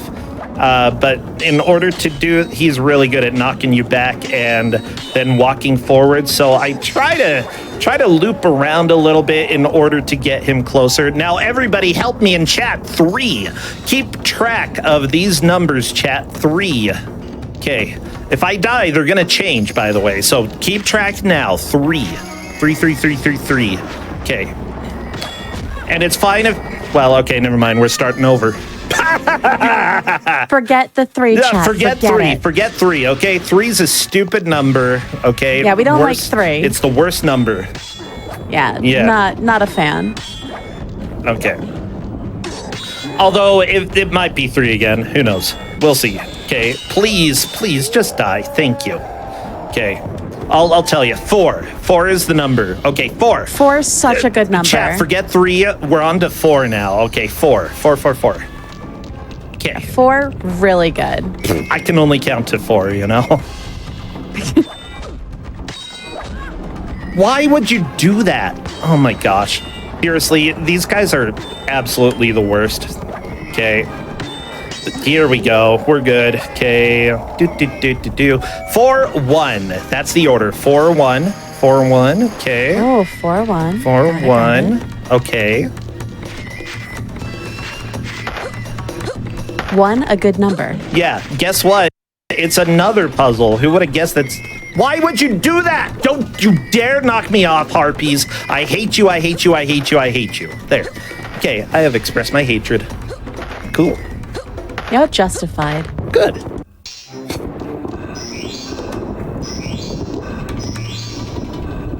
Okay, jump. And jump over here. And a jump over here. And now it's our 3rd ogre. So we're 4-1, right? Okay. We are 4-1. 4-1. Okay. Okay, 4-1. Let's find out. 5. 4-1-5. Ugh, I hate this order. This is really stupid. I'm real glad it wasn't 3 again, because then we'd have to take back everything we said about 3. Well, 3 hasn't shown up yet. 5's so much better than 3, let me tell you. Yeah, 5's really good. Ogre number 4. Let's hope he doesn't do that.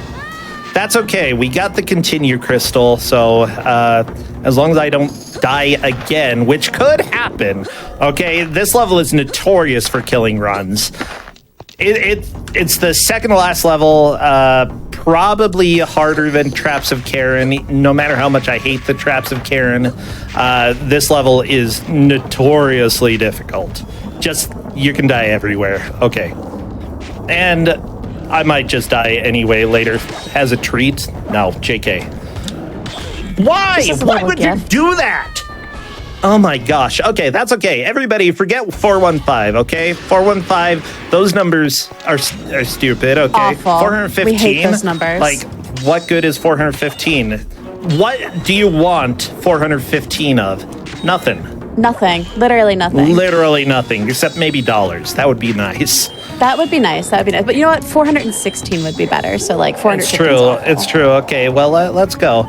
Five. See, we're starting with 5, okay, everybody? 5. Starting strong. Freaking amazing number 5. You know, I was all about 4 at first, but no, 5 today.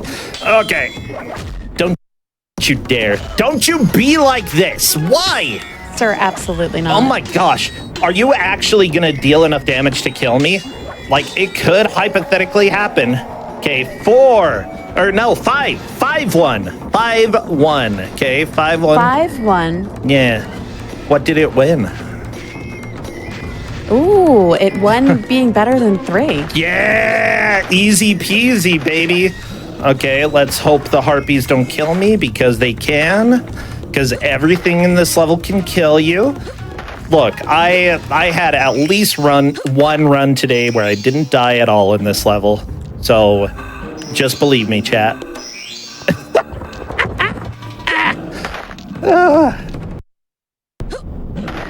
Okay, 5-1. 5-1, a new car. 5-1, a brand new car. Well, that's cool. At least Good this for dude it. killed a harpy for me, so that was cool. What a bro. The fact that enemies can deal damage to each other is kind of surprising, but very welcome. 5-1-3. 5-1-3, possibly the worst pattern that I've ever seen in this game. Thank you so much. 3. I can't believe this. Yeah, you come in with 3s. I'm just very upset. Earlier today, I had 1, 2, 3, 5, 4. And I was like, oh, you could have. But you didn't. Have you ever gotten 1, 2, 3, 4, 5, or 5? 4, I've 3, 2, 1? never seen them all in order, unfortunately. Why would you do this? Why? Xena, my freaking crap. You're gonna kill me, you stupid harpy. Okay, that's fine. I got the continue crystal. This is not okay. I'm angry, Nichole. I am angry. Yeah, the harpies are kind of jerks. Yeah, knockback in this level is just like literally the worst. And this game is like giving it to me today, okay? Y'all, if you never have a day where your speed game punishes you, then you've never been a speedrunner. Let's be real. Oh gosh, definitely had those days. Apparently that's my day today. Die! Come on, I've only got... Okay, I guess that was death. Okay, 51342. It looks like it's going to be 51342. I hate that. I need help. I need help, everybody. 5, Okay. 1, 3, 4, 2. Harpies, why? Why? Stop it. Stop being this way. Stop my freaking crap.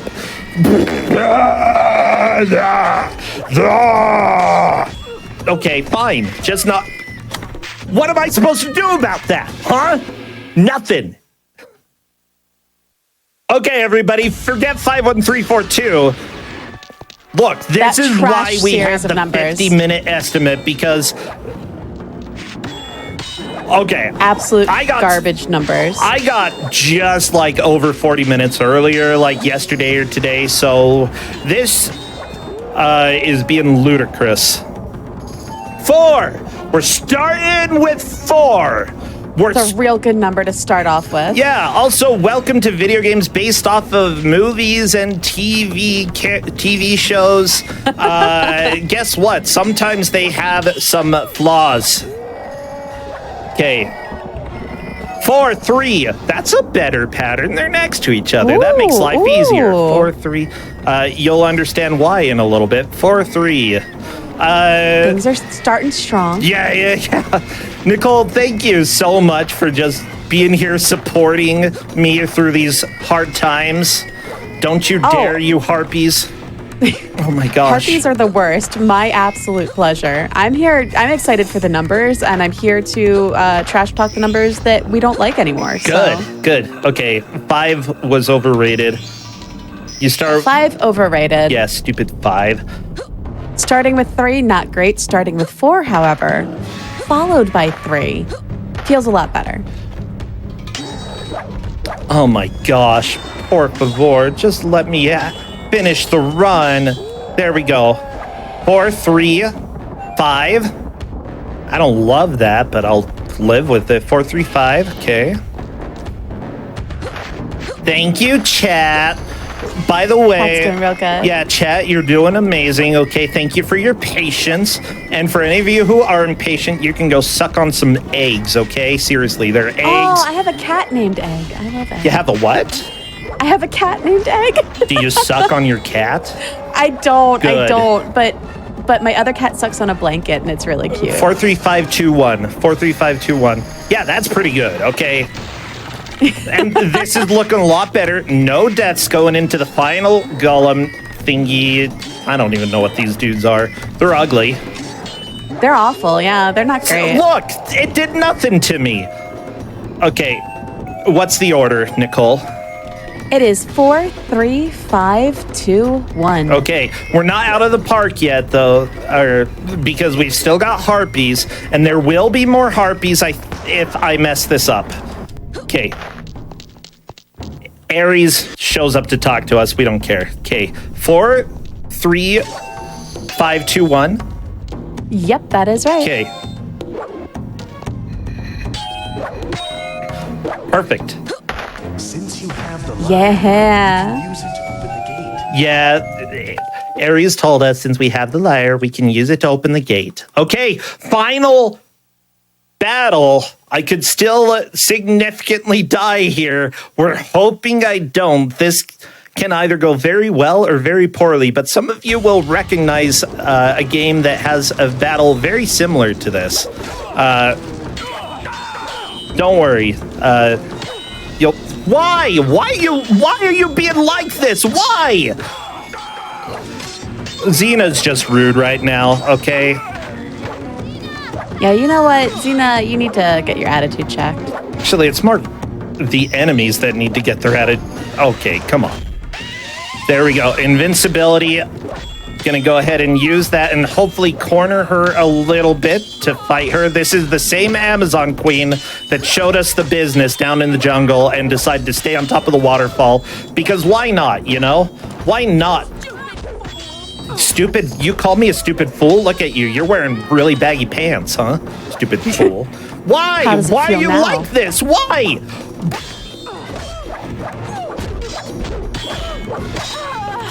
Okay, whatever. It worked.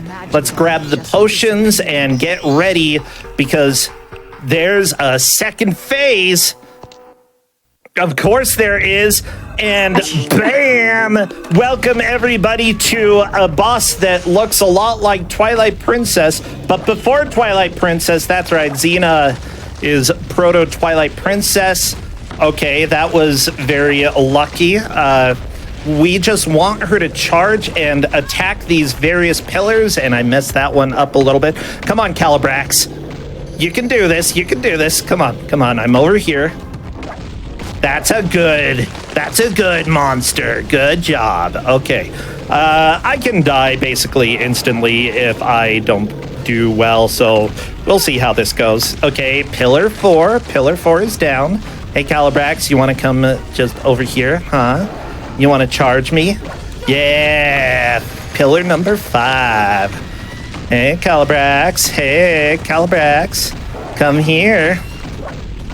Yeah, pillar number 6. She's kind of cute as a monster, honestly. I kind of adore her. Better than human form, I gotta be honest. She's really adorable.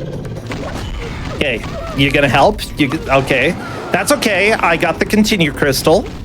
That's what it's there for. Okay, and we only have 1 or 2 more pillars, and time will be coming up as soon as it fades to black if I don't mess this up. Is one last pillar. Where's another pillar that we can have her break? Right here.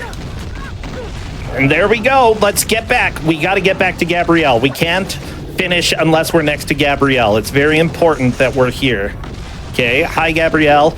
And time's coming up in... now. Yeah, well. Yeah. Hey, sub-estimate, I take it. We take those, okay? Let's go. Especially with those stupid butts and the harpies following the butts. Okay, but I need you to listen to this cutscene. I'm going to stay quiet because this is important. Because what happened? Gabrielle could be dead. Gabrielle? Xena! Oh no.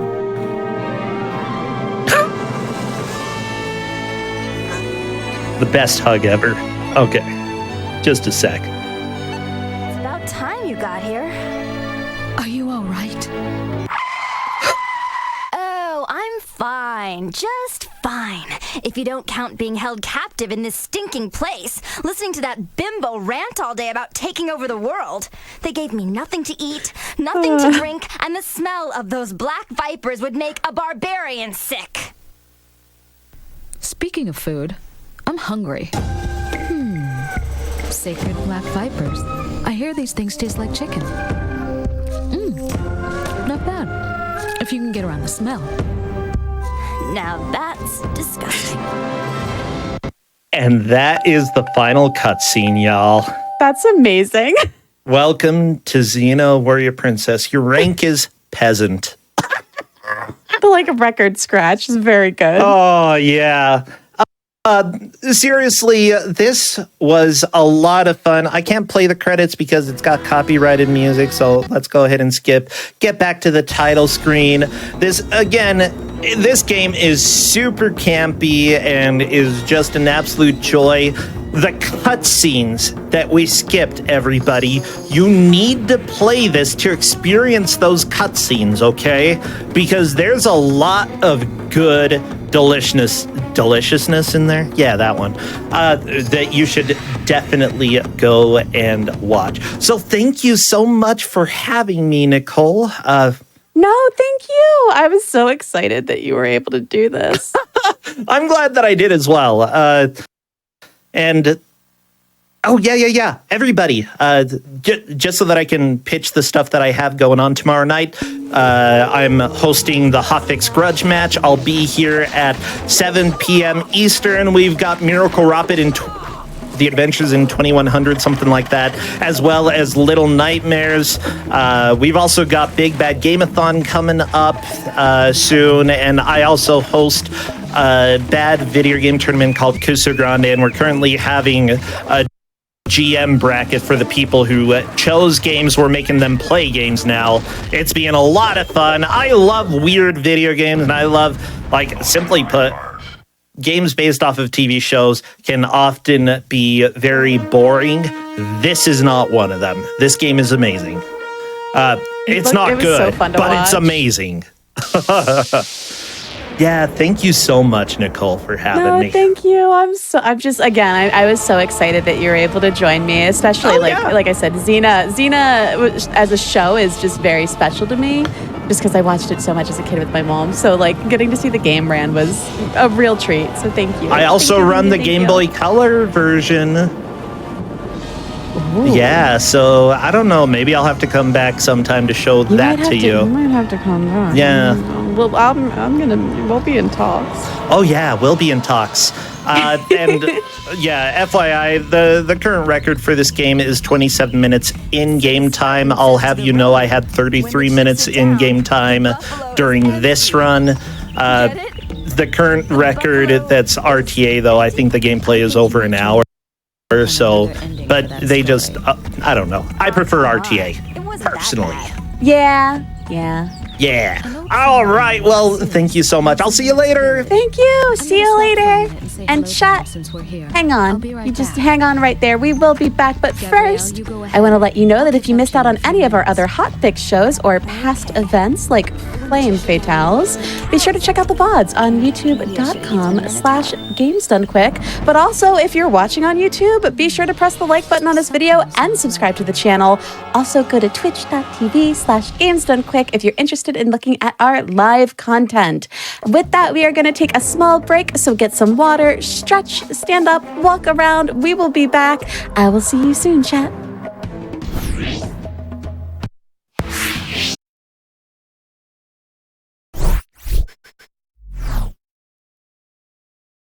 Welcome back, everyone, to As Seen on TV. I'm Nichole Goodnight. I hope you all had a nice little break after that phenomenal run. Again, thank you so much, Persentia, for indulging me in seeing Xena, which meant a lot. I really appreciate that. And just so you all know, Games Done Quick will be at PAX West 2023, September 1st through 4th. If you're interested in watching live runs or try your hand at the Speedrun Gauntlet, be sure to head over to the Speedrun stage at PAX West to find out more. And, chat, so I've led with 2 games that were shows that I watched as a kid that I really, really adored. And I'm going to finish with a game of a show that I always wanted to watch as a kid, but never got a chance to. I was not allowed to watch Power Rangers, so it was always really interesting to me. I always wanted to see it. And so when I knew I was going to do a live action episode, the first thing that came to mind was Power Rangers, because it's like I never got to watch it as a kid. So we're going to get to watch Power Rangers Wild Force. I am beyond excited to see this run. We have Murasaki beans, and we're just going to have a real good time. We're just going to have a good time. Yeah. So hello, I'm Murasaki Beans. My first time doing anything like this, and I'm extremely nervous, but ready to. You're gonna do great. Yeah. So I guess we'll just jump right into it. Basically, this category is going to involve doing every stage, getting every Megazord, which basically means playing through the game twice using a password system because there are no save datas. So we're basically going to run through the game on the first half of the stages, defeat the final boss, reset, put in a password, and then do it all over again, but the other half. With a twist in that we're only allowed to use the Wild Force Megazord, which means we're very underpowered, so it just takes a little longer. But it's pretty cool. So we're going to get started, and for it, we just run on easy difficulty. So we're going to start in 3, 2, 1, go. So, good luck. By the way, if you see me bump into any enemies or into walls, go ahead and put a bonk in the chat, because that's what we do.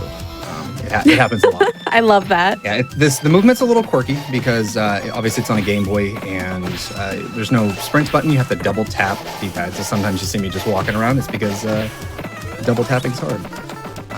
So the objective is basically to move through each stage. If you've never played this game before, there's a map I just pulled up with the select button. And the yellow box is our current stage, or room that we're in. The objective is to defeat the number of enemies at the top before you're able to move on to the next room. So optimally, we want to be already heading... Oops, I'm out of special. Optimally, we already want to be heading in the direction of the next room by the time it spawns open, which is what we're doing here. Obviously, we have red health bar, yellow is for a special, and you can punch and kick, and that's really cool because that's what the Power Rangers do.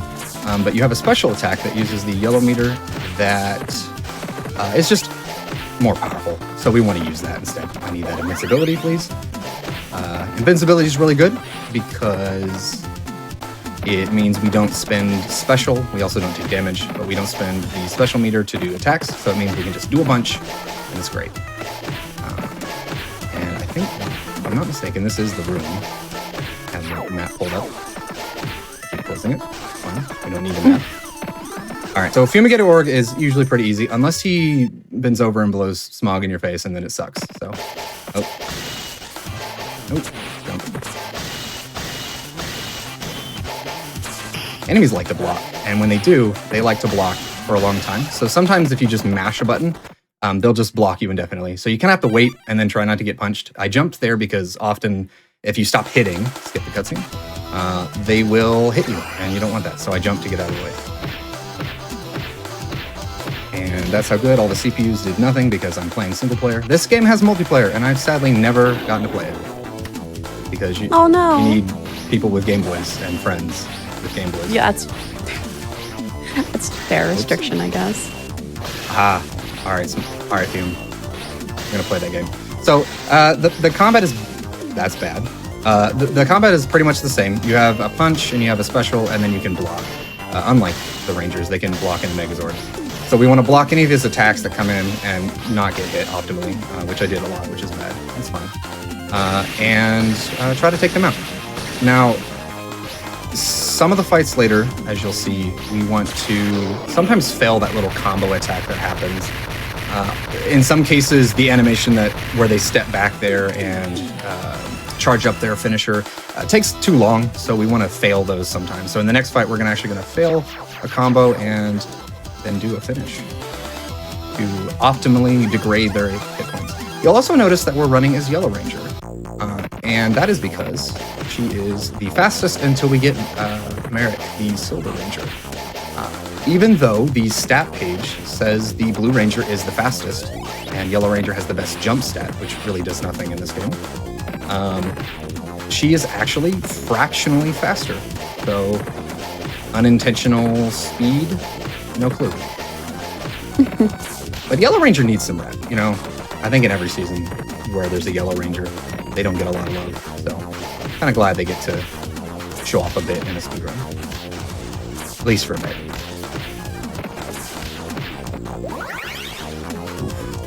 I'm getting in the groove now. No, you're fine.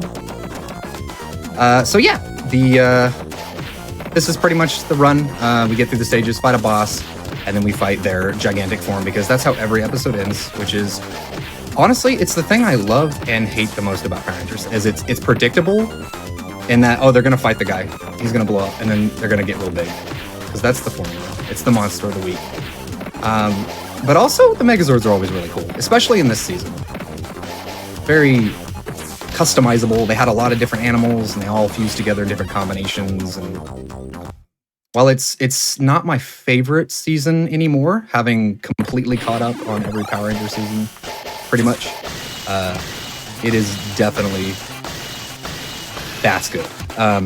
It got a special place in my heart. So, I, unlike you, was allowed to watch Power Rangers. Mainly because my parents didn't care. I'm so sad. I always wanted to, and like all my friends could watch it, and I just wasn't allowed, and I was bitter. I was bitter about it. It was a pretty big topic back then. People were like, "Oh, there's all this violence and punching and fighting and stuff," but like, there's also a lot of good stuff in the show, morals wise, I think. Yeah. So this, it's really funny because someone told me to imitate Rita Repulsa for a role I was doing once. It's like, I never saw Power Rangers. I'm so sorry.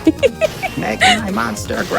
I couldn't never even replicate that voice. There we go. So that one we failed because if we do 2 of the full finisher attacks, it just wastes a little bit of time. And yeah, it's just it's a balance between doing the optimal damage to defeat them in the least amount of combos, but also not like giving them opportunities to punch you in the face. So I mentioned we're running as Yellow Ranger. Every stage it increments which Ranger it wants you to play as, so we have to toggle back. Next stage you'll have to toggle back a few times to be able to select Yellow Ranger, and we're gonna play as Yellow Ranger until after the harbor, because that's when Merrick shows up. He decides, hey, I'm gonna help the Rangers out. I wanted to grab that power up. And Merrick is the best Ranger in the game because he's the silver and he fights with a pole cue. But no, he's actually just the fastest. His special comes out pretty fast. He's just good. So we select him for the rest of the run. Well, I say for the rest of the run.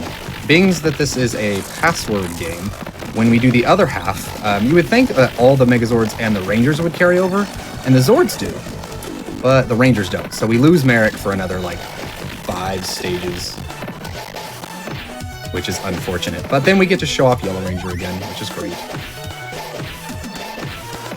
One thing I'm also going to get to show off is potentially viable new strats. So there's another mechanic that I haven't shown off yet, which is the L button. The L button actually, if you look on the screen here with the map, there are different icons with Rangers on them. That's our teammates we chose for the battle, or for the stage.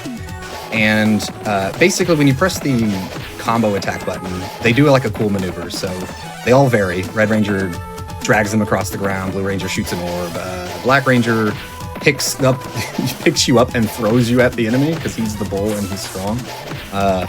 And then a few others like that. But they're not really optimal to use in most cases. However, I've been practicing some stuff, and Red Rangers and Blue Rangers specials are relatively usable, as for the most part, they're kind of safe on some bosses to use. Also, Jindrax is notoriously the only character in this game who actually fights to win. The rest of the enemies, this is really bad. The rest of the enemies kind of just do dumb GBA AI stuff where they just stand around and be predictable. You're going to see Jindrax, who's probably my favorite character, or rather villain from the show, from this season, I mean. You're going to see him do a lot of bobbing and weaving and guarding and moving back and being really, really obnoxious. It's what he does. If every boss was programmed like him, this game would be perfect. See what I mean? He's just smart. He just plays smart. you see him backing up. He just plays smart. It's the run killer. We call him the run killer. I don't know why I let him hit me, because I'm probably flustered at how Jindrax is the run killer. he can be very obnoxious. I've had him legitimately kill me in a real attempt, which is kind of hard on easy mode. But as you see, we kind of trade blows a lot, and it's very obnoxious. Okay, he's dead now, until we fight him again. That's another really sad thing, actually, with this game is on the second playthrough, the bosses don't change, even though you're on different stages. They're just the same bosses on the opposite stage, just a different level layout. And I assume that was GBA limitations and or laziness. Oof. This fight right here, forklift is the bane of my existence. You'll see why. So what does a forklift do?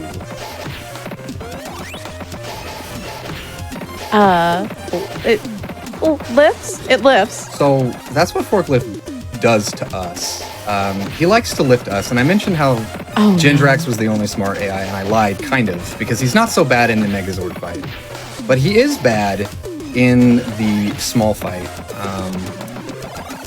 because he's very good at blocking and taking no damage, and then when you try to stop, maybe get a good angle on him, what have you, he'll just lift you, and when he lifts you, he throws you across the map, and that's a time loss. It's not fun. Which is one of the reasons we started messing with some of the combo attack strategies, where we don't normally use them, but they kind of create a slight opening. I'm gonna maybe try it, but I'll probably chicken out right at the last second, because, I don't know, safety.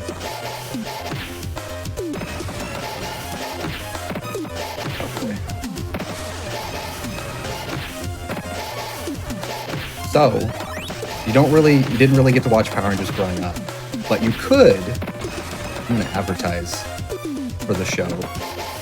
New season comes out, I think this month. Wait, no, is it September yet? No, it's the 31st. In September. And I'm pretty stoked for Cosmic Fury, actually. I didn't know that. Yeah, it is. Maybe I'm wrong on the year count. I think it's like 20 years since we've had a third season where the cast rotated into another season, because normally they're like one or two, and then they, it's a new Sentai footage, they hire new actors, and it's a new season kind of thing. But this is most, if not all, of the same cast, if I'm not mistaken, from the last series, Dino Fury? Yeah, Dino Fury. I had a question mark there because I actually haven't watched Dino Fury yet. I was waiting until Cosmic Fury was about to come out, and then I could binge it. And that way I didn't have to wait too terribly long before the new season comes out. But yeah, you should check it out. It's supposed to be looking pretty good. I already want to go back and watch the old Power Rangers, so this just makes me excited to watch even new stuff too. Yeah, that's why I went back here recently this past year. I'd watched a good handful of seasons over the years, but I hadn't seen every season, notably some of the really good ones. And I recently went back and watched every single episode and every movie. Oh my goodness. Yeah, barring Dino Fury and the unreleased Cosmic Fury. Okay, I'm gonna see what I mean. Oh, no. Get out of here. I hate this fight. You're being spicy. Yeah, he's being spicy. So after about half health, he stands up, and he's much more susceptible to being knocked down. But for the first part, if you time it wrong, it's got to get a little lucky. It's pretty hard. Gorilla. That's for Chris. Chris, if you're in the chat, that was for you. He's been playing Kingdom Hearts and despises Clayton from the Jungle Book. And Clayton says Gorilla. So, anyways, there's Silver Ranger. Yay! So he's on our team, at least for a little bit. And we're still using Wild Force Megazord, even though we've got these really cool Zord combos we could be doing. So he's not so bad here. Here's the first one where we're gonna do 2 full finishers because he just has more defense. So we're gonna back off a little. We're gonna shoot that whatever it's called. Block that box. Here's the question though, where are these boxes coming from? They're just coming from the sky. Like it made randomly. sense in the warehouse, but like, is Toxica like catapulting boxes into the sky and then making them grow for ammo? I hope so. That's got to be what's happening. Nice. All right, cool. The vortex done. That is probably the stage fight's the most hard. The next stage is also kind of relatively hard because Corkscrew is that guy, big yellow dummy. All right, so instead of poor White Ranger, we're gonna do Silver because he fast, and you'll notice like right away. Oop. Unless I start bumping all over things. I'm not looking at chat, but I hope there are some bongs in chat. You love a good bong. It's the best and worst part about this game. So this is the fight that is semi-viable, rather the boss at the end of the stages. This is really the first one I've considered kind of viable to use the specials on, in that we can kind of get away. He does this thing where he summons these little screw tops, and obviously if you touch them, you take damage, and you don't want that. Less for the damage and more for the getting knocked down and losing time. But he starts summoning these, and it's kind of, if you let up or push him too hard, he'll start doing them, and it's just really hard to deal with. So some of these attacks allow us to get in there without, I should have grabbed that invincibility, without taking a whole lot of damage and wasting all the time. So I'm going to try to make it a smooth corkscrew, and then see where we go. Let me know if I'm talking too much. I think I'm just trying to... You are... I love hearing about this game. I love that you're telling me things about it. You are not talking too much. Okay. I just feel like I'm just nervously blabbering about... No, this is all this is really cool information. Like I super appreciate it's one of my favorite things about Hotfix is actually getting a chance to hear about the games and the different things with it. So no, you are perfectly fine. Thank you. Yeah, so we are near the end of the stage. Another issue with the bonking on walls is if you run towards a door, you'll notice that I'm kind of, maybe you don't notice, but because it might be hard to tell, but there's a moment where if you run to a doorway that you should be able to pass through and it's opened, if you aren't angled properly, you'll just bonk on the doorway. So a lot of times what we're doing is running and then sort of letting go and then pressing to walk again. So he's still moving. He kind of skitters to a stop or to where he slows down. So a lot of it's sort of managing, when we're double tapping, if we're getting close to a door, we want to like let go, but still be moving towards it. And then also just kind of trying to be there right as it opens up. So it's not wasted time. All right. So this is where we're going to do a little thing with Red Ranger that is slightly unpracticed, but I think it'll be fine.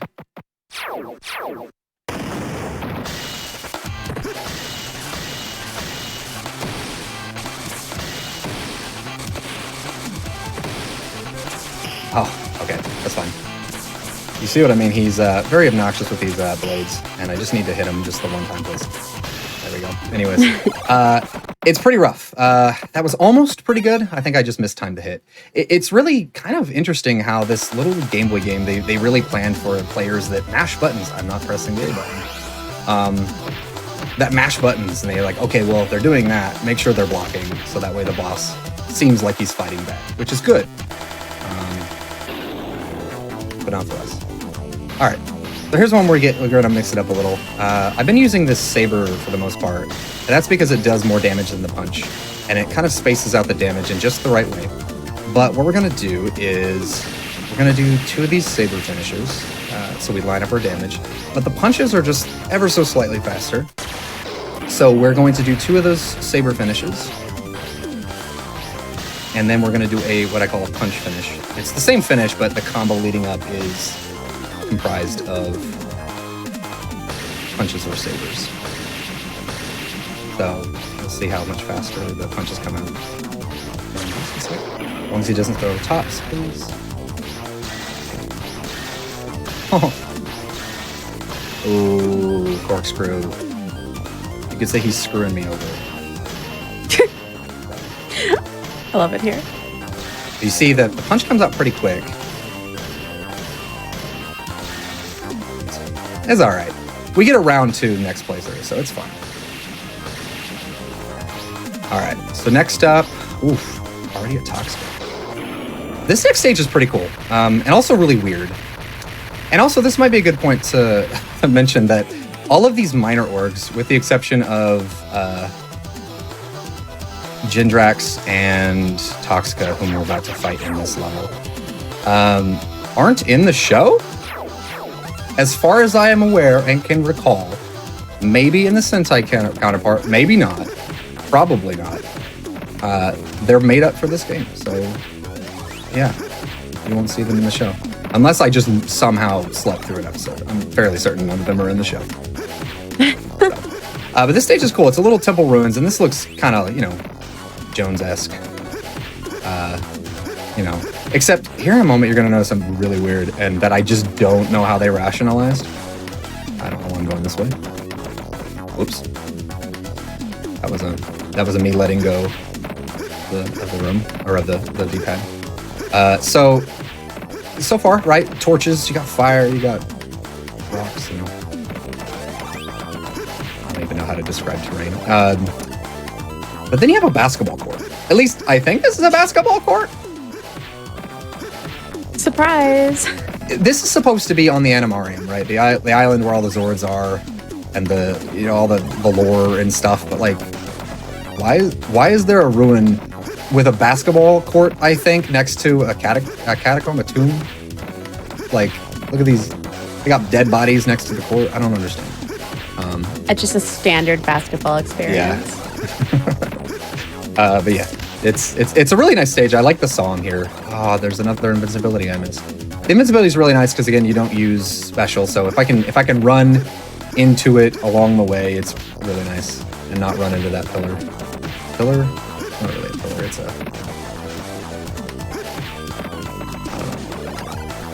Cool. But yeah, this is a really cool stage. I like it a lot.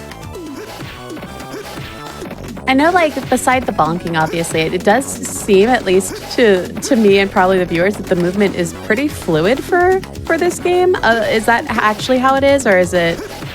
I mean, yeah, there's not a lot of weird choppiness. The game has a lot of. If we're talking about the appeal or the visual of how it looks frame wise. Yeah, it looks really smooth. Yeah, it's smooth.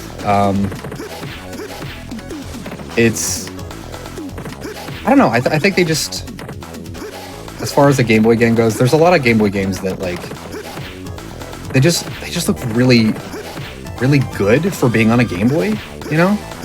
Yeah. They just take some extra care with making sure they're outputting the right kind of frames to make things look smooth. This isn't. No, Toxica. There we go. She's the one person we can actually just put up against a wall and beat her to death. Because she doesn't react like the others. It's really weird.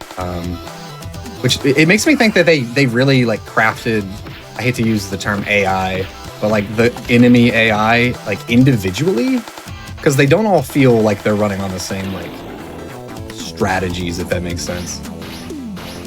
Yeah, which is really cool. Toxica, why did you do this to me on live TV? Please. So this is a fight where we kind of have a bit of a variance. We can either do 3 saber finishes, or if she blocks a bunch, we can do a final punch finisher, which will be slightly faster. And that's just dependent on whether or not she wants to... I'm baiting her. I'm punching her to like make her walk closer to me. That's an opening. She hasn't really blocked a whole lot. I'm pretty sure it's like 6 to 8 times if she blocks a saber hit. She still takes a little bit of damage. We don't gain special, but she takes a little bit of damage. And if she blocks like 6 to 8 of them, we can go ahead and do a punch combo because it's slightly faster and the damage we need has already been done from having done all the extra stuff. So hope I didn't mess that up. I'm pretty sure that was good. I'm 90% certain this is good. Please die. Please. Okay. It was like sometimes it's like this much, just a one punch away. Oh god! And then you're like, and you just run up and punch them, and then they do a second finisher. So here is the final stage, which is not really the final stage. We do the final stage because we kind of ruled, I guess, in discussion about like what the timing should be. As normally, if you were doing 100% in the game, you would have to defeat Master Org to get the last code, which would let you restart the game with all of the stuff you've already done completed, so you can replay the stages. So we do the fight. It goes hopefully well. As soon as that code pops up on screen, I'm going to reset my Game Boy, my quote Game Boy. And then we're going to go off to the password screen and put in a fancy password that will let us start over with the stuff we've already acquired.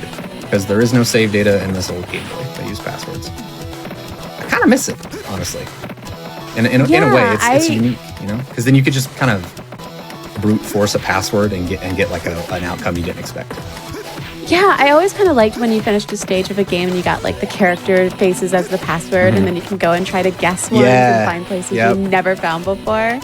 So, fun fact, actually, the password we use is a password you can get, but the one we get from this particular route, specifically, one letter we change, it results in the same exact stage setup. Password is T59MM. I have the notes up here. The game tells you MC, but if you put in MM, it's the exact same outcome. All the same stages, all the same Zords. It's just faster to type because you don't have to scroll to see. So it's pretty quirky. Found it out by accident, and it's pretty great. It's really interesting. Yeah. But also there were Game Boy games that had like save data. So I don't know. It's like I wonder what the exact decision is in game development, or at least was then, that said, you know what, we don't want to pay for a cart with a battery in it, or I guess cost is really the answer, you know? Maybe, yeah. They're just like, just give them a code. Yeah, or but maybe it's really early game. I don't know. Silver. I really like this Silver Ranger, and he's got like a cool blue. Well, now he's got invincibility colors on, but he's got silver and blue and like yellow accent. Just very cool color combination. I like it. Having not watched pretty much, I'm assuming, any Power Rangers, do you have a favorite color of Ranger that you've ever seen that you're like, oh, that looks really cool? I'll be honest, I was one of the people who was just like, I like Pink Ranger. They seem neat. And yellow for some reason, which is interesting because I don't typically like the color yellow, but for some reason, the Yellow Ranger always appealed to me, even though I knew nothing about them. I can say that in the majority of seasons, the Yellow Ranger is probably the coolest character in a lot of seasons. I'm trying to think of RPM specifically. Yellow Ranger's really cool. Yellow Ranger in this one's pretty cool too. They're always like this nice, really cool, or not nice, sometimes they're mean, but like they're a really cool character, like character-wise, how they're written, their interests and such. So Yellow Ranger usually is a really cool character. That doesn't get, I think, nearly enough screen time. What is Dino Thunder? Kira, I think. She was like a guitarist. I think her name's Kira. I'm really bad with names. I'll be like, yeah, that's that Ranger, and I'll know their outfit, and I'll know their color, and like I'll recognize them by voice, but it's like, oh, what's their name? It's almost like there's like 16 seasons of this franchise, and hard to remember. All right, please. All right, hold on, I need to grab.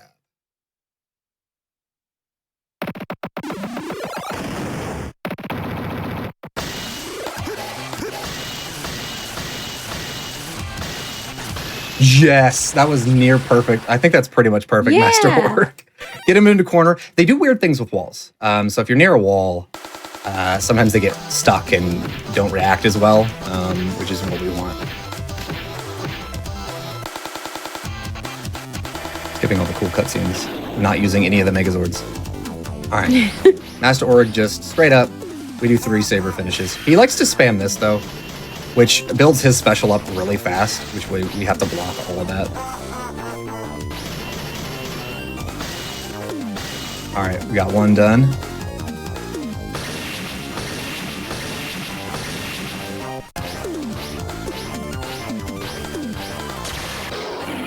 Sick. The designs of these guys are real neat. They really are. I'm fairly certain they used the Donkey Kong technique where they like made a cruddy little model and then like pixelated it and like sprited it out basically, like where they just positioned it, keyframed it all, because it almost looks 3D in a way, you know. So Yeah, it looks really nice. That's what- I'm just really surprised at how good this game. Like, not that I expected not to, but it just looks really good. yeah, it really does. He's got one of the coolest designs, I think, Master Org. So he's now dead, and normally we would just end the run, but we're doing 100%. So when that code comes up, I'm going to not drop my controller. We're gonna restart. Beautiful. Oh, love that sound. Beautiful, beautiful, beautiful. And we're gonna use a password to play the rest because that's how you have to do it. So. The other half is actually usually really, really interesting because by this point you have some of the best Megazords unlocked. Talking about Wild Force Striker Zord, Conga Striker Zord are really cool and powerful, but you can't use them in this run because we're restricting ourselves for the challenge. The good news is, however, the bosses are the same strategy, so they're not any tougher. So we don't like get increasingly difficult. Aside from stage progression. So, and we get to see some new stages. Some of the stages are repeated, like this one. We obviously did this one first, but the next stage is going to be the park. Yeah, it's park, where we didn't go to the first time. And I think park is one of the coolest stages because it has a lot of nice looking zones that we don't get to see, but we get to see some of them. And I like park. And there's basketball court. But it actually, like, a place where a sports ball court makes sense. Yeah, this basketball court, at least, well, so there's not a net in the temple ruins. So maybe it's not, what other? Yeah, but kind of maybe soccer? Maybe the goals are the doorways because we go through that. Yeah. Maybe. Invincibility. The thing with invincibility, though, is if you don't have enough special to use the attack, you can't use it even though you have unlimited special. So you have to kind of get your special up a little bit before you can use it. And it's really nice for rooms like these when we want to just blitz through enemies and not worry about, well, that's me whiffing. It even makes a whiff sound, so, you know. All right. I will cover this town in car fumes because that is what a villain does. Yeah, no, for sure. The evilest of plans. Smog. Fine. I just, Fumigator Org is, just, you know, it's my bane today. Yeah, we get to skip that cool cutscene where they blow the enemy up by combining their weapons. Alright. Wild Force again. But again, difficulty is not raised, so we can just over here and get hit by him. Saber him in the face, and he's good. It's really fun because the best Megazord in the game, if you just run up to this particular boss with that Megazord, with the Conga Striker, it will, by the time you get to the little A button combo thing, the boss's health bar is already depleted. It's that powerful. So. Oh, wow. Yeah, so the normal 100% is really, really fun. Not that this isn't, I like the challenge. But the normal 100% is like, the second half is just a breeze. You just go in and beat the crap out of bosses. It's great.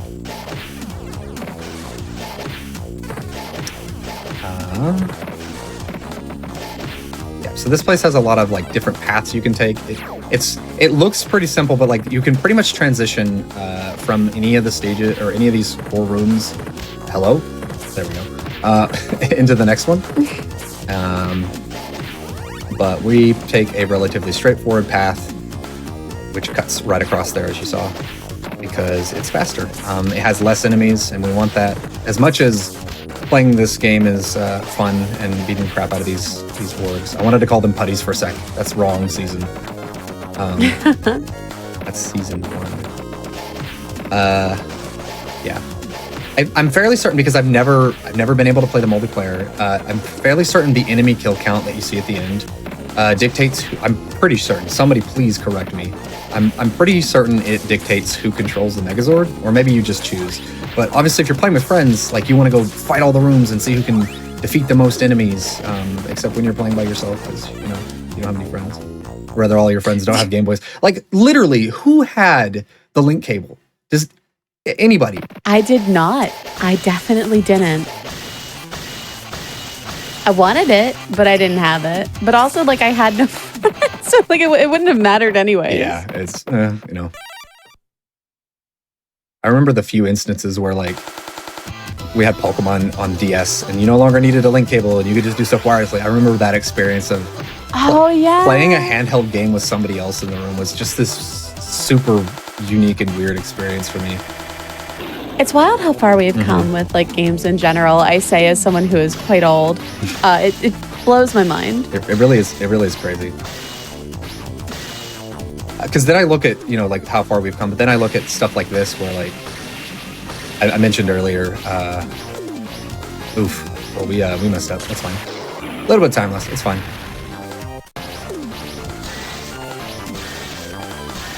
We're just gonna do a punch combo because it's faster.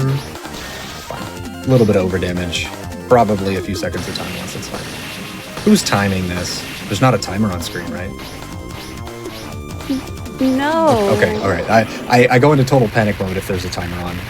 Oh yeah, totally no timer. Yeah, Never awesome. even heard of a timer in my life. I don't even know what time is. What is time? So this stage right here is Turtle Dine Laboratory, the longest stage in the entire game. We have to visit every room. Which is kind of cool, but also kind of lame. There's a lot of these crisscrossing paths with bridges that you'll see in just a moment, and they have to be activated with switches in certain rooms. And basically, you just run through the stage relatively linearly, as linear as this wonky shape can be.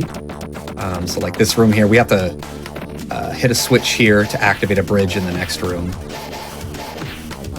And it's really sad because this is the only stage that has this kind of mechanic where it's like you have to go to certain rooms and activate switches, and look at me almost not doing that. Move on. Move on. Yeah. But if we came in here first, that bridge on the other side would not be here. And we'd have to go back. So we want to hit the switch first, obviously. Want to make sure you're doing optimal stuff, like not running into walls. And learning how to double tap your D-pad. Otherwise, you'll just walk. Please, please.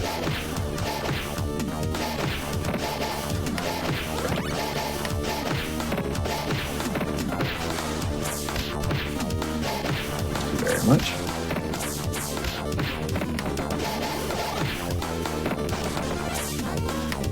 So now that's opened, as you saw, the right path, little icon it gave there. We just run down here, and we go over here, and we're in another room. We're gonna find another switch that's just gonna lead us back to that other room, and so we can go left, up. Technically left, but I guess it is left up, never mind. That really throws me off sometimes when these older games are like, they use this isometric view, and left is left up. But in this game, left is left. You have to hold 2 buttons to go diagonally, which is normal, insane. But some games are like, left is left up. I'm trying to think of...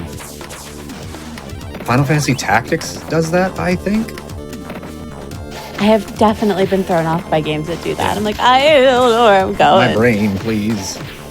I don't understand. Yeah, see, there's that switch over there. And unfortunately, we can't hit the switches until all the enemies are gone. Otherwise, we'd do that, and it would be probably faster to, like, linger by the door. That one's weird. Invincibility.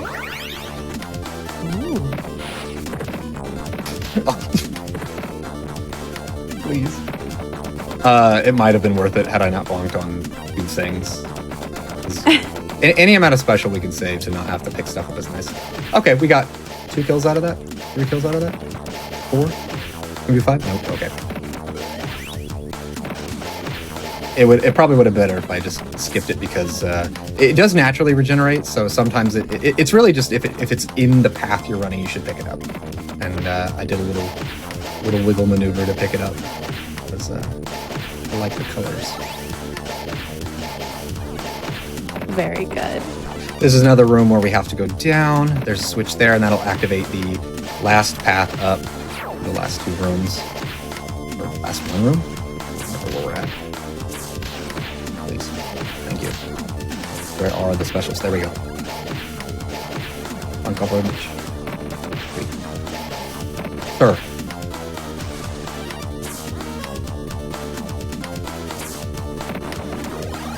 Great. I loved it. Yay. Alright, second to last room, and then Jindrax again, who is just as difficult as the first time. He knows when you're streaming. He knows when you're awake. He knows if you... Why did he suddenly turn into Santa Claus? I don't know. But no, he's legit sentient. He's more sentient than Nightbot in my chat. Nightbot says some really strangely relevant stuff sometimes that makes me think they're an actual person behind the bot. Like, wait a minute, are you real? Mm-hmm, yeah. What's going on here? It's really strange. And then there's times where you find out that there are some bots that are real, and that sometimes there are actually people behind them, like Pup Time, and that blew my mind. Oh, almost perfect Jindrax. That was, I mean, it's fine. That wasn't bad. That wasn't bad. Ooh. All right, I just got to remember we're doing a saber finish. So we're good. And now we have the best Megazord in the game and can't use it. Oh no! It uses the gorilla, the rhino, the armadillo, and the 2 bears. And it is the best thing in existence. I want one.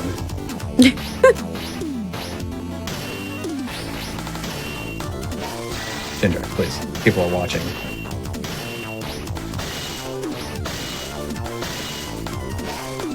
Yeah, he can sometimes, if you time it right, if he moves out of the way, you can just swing again, and he will sometimes just walk into it.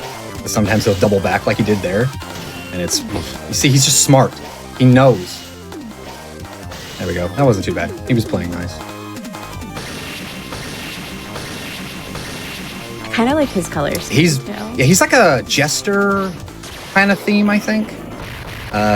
Pretty cool. Pretty cool. Definitely recommend this as a starting season if you wanted to watch something older. I think I'm contractually obligated to spout out a fun fact that Ventus reminds me of. Ventus, if you're in chat, hello. He always reminds me that this is the last, was it non-Disney season, I think? Or was it the last Disney season? I can't remember. There was a big buyout thing, so like the whole vibe of Power Rangers changed after this season. Kind of. Not really, but kind of. Huh. I wish I would have fact-checked myself. Because I don't remember if it was a Disney season or not. He's probably in the chat now, being like, you idiot. You had one job. No. But yeah, no, it's a really good season. I highly recommend. The ending, I cried. I cried. It's such a cool ending. It's a very powerful, motivational, like really cool moment. I won't spoil it, but it's really good.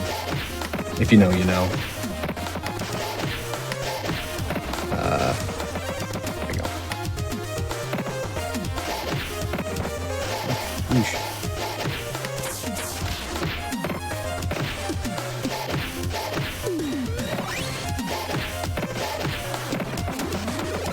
There we go.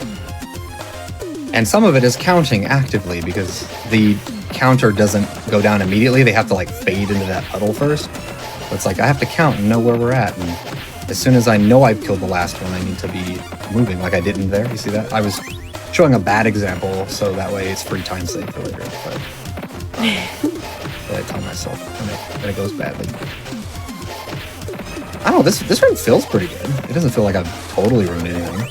Except for that mess up with Chainsaw, I think, where I did 2 finishers, but I think one of my favorite things about speedruns is like when you're running a game and you misstep or do something, it feels like, you know, you've messed something up or what have you. But when you're watching a speedrun, like literally, I Nobody wouldn't have even known. yeah, if I didn't tell you I was sucking, you'd be like, man, he's perfect. Not sucking at all. Yeah, what? No. I have a theme on my channel, and it's called choking during really good runs. Oh God, Yeah. I feel that. It's bad. It's bad.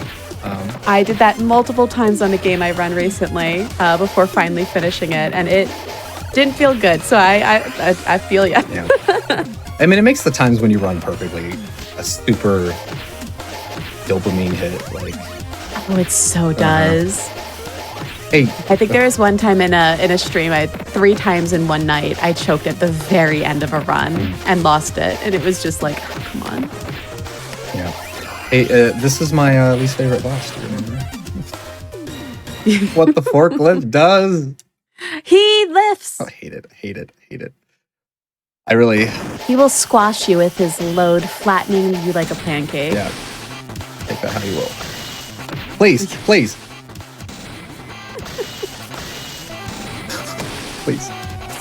Sir, please. Sir, absolutely not. Sometimes he can be perfect. It's doable. It is 100% doable. Just not under any sort of pressure. Oh boy. It's fine. We're all good. Hey, I kind of love him, even though he's a jerk and flips you. Yeah. But like, he's kind of charming yeah, to me. in a way, yeah. You know, I do like him. Wait, let's go. Forklift. I mean, I think it's a cool monster, like design-wise. Oh, for sure. I would pay to have arms like that. Right? You could flip so many things. Yep. I wonder how he eats though. Like, he just like, he just. We know it. And if he's texting somebody, he wouldn't send the table flip emote. He would just flip the table with like his camera propped up, take a picture of it. You know. Oh my God, he would be perfect for table flipping. 10 out of 10, champion. Nice. I was just suddenly reminded of, what is that movie with cows? With cow tipping. I legitimately almost said Twister. Not Twisters. Oh gosh. Hey, we've got Merrick back. Merrick was so cool because, like, in a lot of seasons, the new ranger, the 6th ranger, joins up and it's like buddy and hangs out and they're cool. But like, I mean, he wasn't like villainous for the most part. But like, he didn't hang out at their base. He worked at a bar and played pool all the time, which is why they rationalized him having a pool cue in his ranger form because he played pool all the time. So his saber is actually a saber / pool cue. And like, Okay, that's cool. God, I wanted a toy of it so much because it retracts into the size of a saber, but you like push a thing through, I think, and it makes it the full length of a pole cue. I don't know if there was actually any actual toys of it, but I want one. It's just such a cool design. His big finisher attack is where he'd take the Megazord crystals and put them on like a digital pool table and would hit them like he would like the opening shot of a pool game. And they would encircle the bad guy and blow him up. I don't know. It was really cool. Season's wild. Almost wild force, you might say. Oh my God. Yeah, I didn't mean to do that. Sorry. Absolute name drop. Yeah, he's really cool. He's probably one of my favorite 6th Rangers next to Time Force. Can we get a quantum power in chat? Am I allowed to address chat? Is that illegal? Absolutely. Okay. Yeah, you can address chat all you want. I don't have it pulled up because I feel like I would read a funny comment and then the run would die. Multiple people said cars when you mentioned cow tipping. Which... Is it? Is it cars? Are there cows in cars? Yo. I don't know. I have to watch Cars again. I don't know. Were there are there animals in cars that aren't cars? Are there anything other than cars in cars? I don't. I mean, I literally no idea. There are planes, but I mean like vehicles, sentient vehicles. Are there anything other than sentient vehicles? Yo, time for a Cars rewatch. Speaking of Cars, RPM best season. I'll fight anyone. It really is good. It is the most like. It's just so cool. There's this whole episode where they break down all the dumb tropes that happen in Power Rangers. Like is he the Blue Ranger? He's the Scottish one. And he's like, why do we have to yell out the names of the something or other? Like, it's this whole episode where they break down all the really dumb stuff about Power Rangers, and it's great. It's like this love letter, like, yeah, Power Rangers is dumb and they do that. It's honestly, scratch what I said about Wild Horse. Go watch RPM, it's way better. There's gonna be an RPM hater in chat, like, what the heck? I do see someone saying RPM is the best acted season easily. I can agree with best acted. It is definitely very good. There's even a line, there's this bit, because the Blue Ranger is this Scottish actor, I guess, or I don't know if he's, I think he's from New Zealand. I don't know if he's actually Scottish. Maybe he is. But he plays a Scottish character. And the bad girl, the villainess, is like talking about how all the Rangers, they have their strengths and what they do best. And then she's like, who are you? And he goes, I'm Scottish. Legit, not even fake. He just says, I'm Scottish. It's the best line ever. Please, no corkscrews. I might have to go watch RPM again. All right, we're doing 2 sabers and a punch. I have a notepad right here to remind myself because I forget. But like, it's just a notepad, so there's no like bold. It's just plain text. So I don't know what's what. I have to actively read what is wrong with me. Oh my gosh, I have a run that I run that has notes, and I also didn't bold anything, so I'll just, who knows what's happening at any point in time, and I'm like, I should maybe format this at some point, but it works. I'm gonna call it out now because I'm sure Ventus is already clicking away in the chat. He's a really awesome person who's in my streams a lot. He would say that notes don't matter because I don't read them anyways, and that's why I choke on runs. So he said even if you, because there's this time I did this really long 12-hour run of an RPG, and there's like this spot where I mess something up every time. So I bolded it, I italicized, underlined, and raised the font like 4 times, and I still missed it. Oh no! And I lost a run because of that. And he's like, so you don't even read your notes, so like what bothers? So. All right, we are finally coming up. This is the last new stage. Jungle's pretty cool. We used to run this in any percent, but then I found out that the Temple Ruins is just way faster for enemy count. And you fight Toxic either way, so it kind of doesn't matter. Except it does, you get a different Zord in Temple Ruins, but that's not the point. Okay, do you get it? You know what? I'm gonna stop quoting myself on my own knowledge of this game because I'm probably saying something wrong. We definitely have verification in chat that you do not read notes. I repeat, you do not read notes. Yep, I don't read notes. I don't. Well, I don't. Yeah. Mostly what is English language? Mostly what I run now is a lot of short stuff because, busy with work and stuff. So it's kind of hard to sit down for 12 hours at a time and commit to 90s Xboxes and unskippable cutscenes and all that stuff. This is nice though because this run is an hour. The 80%'s half an hour, so it's really short, really sweet to get into. There's not a whole lot of downtime, so it's just mostly gameplay, and it's nice. So if you're looking for a gameplay heavy game, this is it. Really short, to the point. Not hard to learn. It's hard to master, and then also corkscrew. So there's that. Ooh. You. Oh, bridge! I just want to cry. Every time I... Bridge, no! Betrayed. Yeah.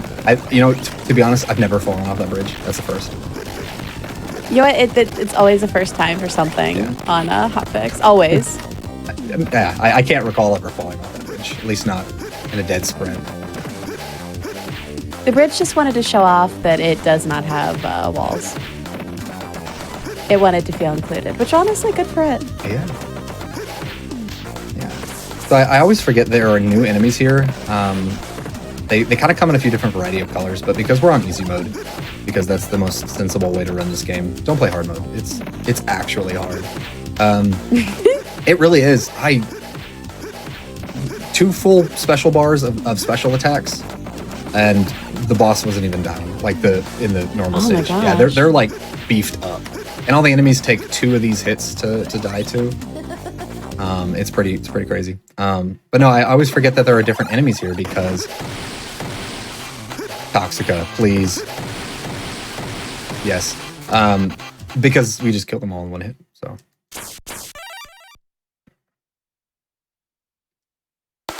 All right, we got the deer. We officially have all the crystals. Now we just need to run through the last stage and defeat the final boss. It'll be great. Just a full array of animal crystals. Yeah, and we don't get to use any of them.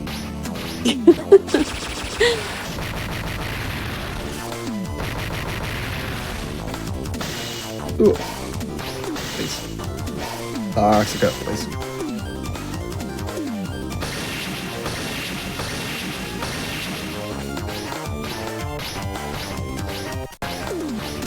That was really long. Did that seem like that took like forever for the Zord to back up? What was that? It's like some extra steps thrown in just to... His feet just decided to do something a little special there. Yeah. All right, no blocks, so we're going to need to use a saber because a punch will not finish her. Well, it might. Probably not. I don't like to risk it. Risky business is not good business. I was hoping for a 4, but... Toxica, no! Alright, we're good. And we're done. There we go. I almost missed that. The timing on those A button presses is really, really wide. As soon as there's like an orange reticle that comes up around the A button, and as soon as that's up, it's like pre-game. But anyways. Alright. So on to the last stage. Timing ends when Big Master Org starts going boom. So we do have another Megazord fight to do. But this is the last stage, and it's a familiar one. Cool.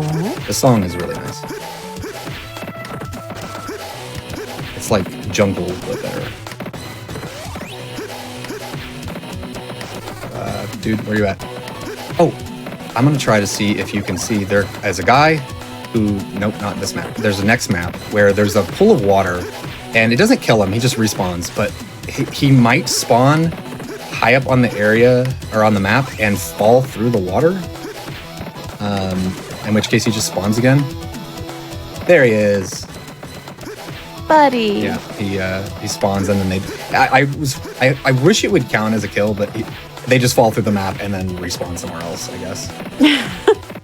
It would be cool if that counted as a kill. Yeah, they're like, oh man, let me just always end up in that spot to make sure that one enemy is killed automatically. But well, all right.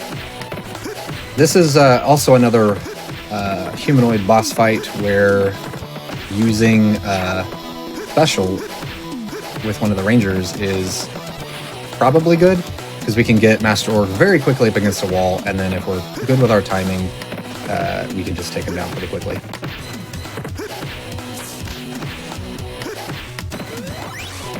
Oh shit.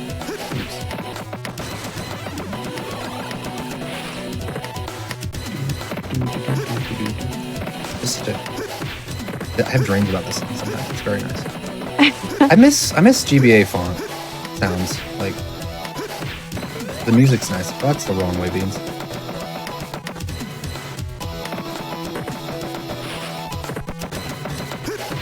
I just really love the level designs too. Like this is actually a really cool looking level. Yeah, it is. It's the beautiful Animarium.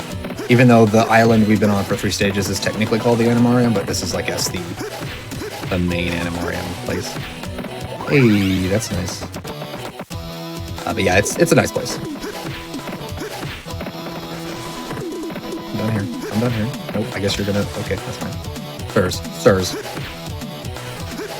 Or mans, I don't know. They're orgs? don't know. I'd say friends, but they're definitely not friends. They're definitely not friends.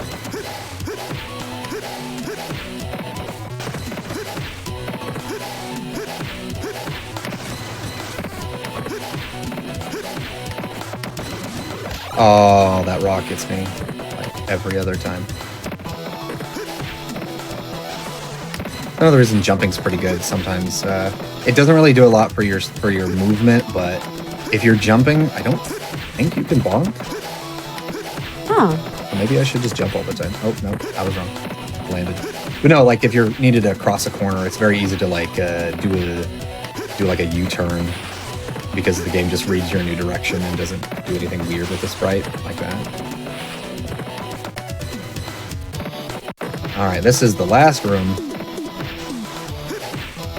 Countdown: 9, 8, 7, 6, 5, 4, 3. Yeah. Oh, please. 2, and last guy. Ha ha ha ha. He says, "Only orcs will remain."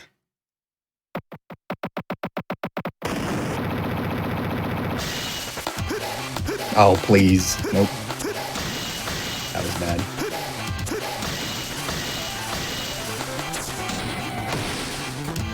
So sometimes I waited there because sometimes it'll look like he's blocking, but he's actually like about to do his weird backhand attack, and he'll take the hit anyways. So sometimes it's like, oh, it'll just hit him anyways, but no, he actually just backhanded me there. Oh, bad times. Saucy lad. Oh.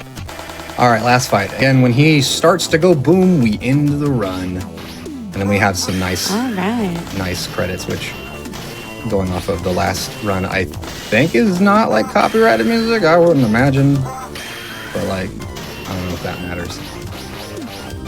None of my streams have ever been taken down for it.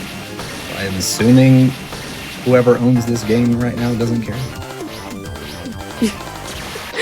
We can... Come here. Yeah, that's right. Do the shovel.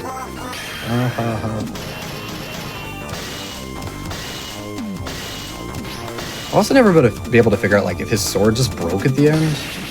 Can't really tell. It looks broken, but maybe it's just like a cool flat paddleboard sword, or it was a maybe it's just a super awesome and we just don't know it. Yeah. Oh, master, please. And all right. Alrighty. Big boom time. Boom. He is dead and the run is done. Hi. Yeah, Will. Yeah. Very nice. Yeah. It's pretty short. It's just a lot of gameplay. It's probably one of my favorite like shorter runs to do. Anything that's like less than 4 hours I would consider a short run. So I really like it. This was fun. Awesome. That was a really good run and also a really good time. It came in at 1 hour and 1 minute. No way. Yep. Nice. All right. Well, now GG. Now I just have to top that. So I'm sure it's doable. I didn't feel like I was playing that well. Awesome. I guess it was very. Yeah, going into the last stage, I was like, I'm not going to say anything, but this is really good. Yeah, I really didn't expect anything longer than an hour and 5, but I wanted to be sure in case, like, I don't know, Corkscrew murdered me or something. So. Oh gosh, estimates. There's an extra live system that we don't even use because like it's bad to die, but like you pick up these little crystals and if you die, you get to try again. But that would have been how we continued, but we don't have to. No, you did really well. It was really fun to watch. Well, thanks for having me. This was nerve-wracking but fun. I'm sorry, you did such a good job though. Like honestly, you did a really good job and like learning so much about the run and about the show. I had a really good time. Awesome, thank you. If people wanted to watch your streams, where could they find you at? Twitch.tv/MurasakiBeans. I usually stream on Tuesdays and what are my days off? Tuesdays, Fridays, and Saturdays, and then if I'm not dead tired after work, I sometimes throw in a late night stream during the week. But we usually do speedruns, yeah. or currently I'm casually playing through Final Fantasy VIII for the first time. So Oh, nice. yeah, it's a bit of a ride. But it's usually some sort of speedrun, or maybe we're playing a game I've never played before, but usually speedruns, I think. Oh, that's awesome. Well, I super appreciate you joining me. And again, GG on a heck of a PB. Yeah, it's pretty big, actually. So awesome. Yeah. Thank you for having me. It was a pleasure. Of course. All right, chat, that is it for tonight. Thank you so much for joining me for this episode of As Seen on TV. I had an absolute blast getting to watch runs of shows that I love and shows that I always wanted to love and never got a chance to watch. Also, again, just huge congratulations for that PV. That was amazing. You know, as a quick reminder for you, chat. Your subs, Prime Gaming subs, gift subs, and bits cheered on this Twitch channel help support Games Done Quick Hotfix. Please consider subscribing if you enjoy the daily speedrunning content. I hear saying the word Prime sub is just a really good thing, so I'm just gonna Prime sub. Leave it at that. But chat, thank you so much for being here. Again, I'm Nichole Goodnight. This has been such a blast. I will be back in a couple weeks with more As Seen on TV, but tune in tomorrow starting at 4 p.m. Eastern for Going Places, followed by Grudge Match, and then Parallel Universe. I hope you all have a wonderful rest of your night or day wherever you are at, and I will see you all later. Goodbye, chat.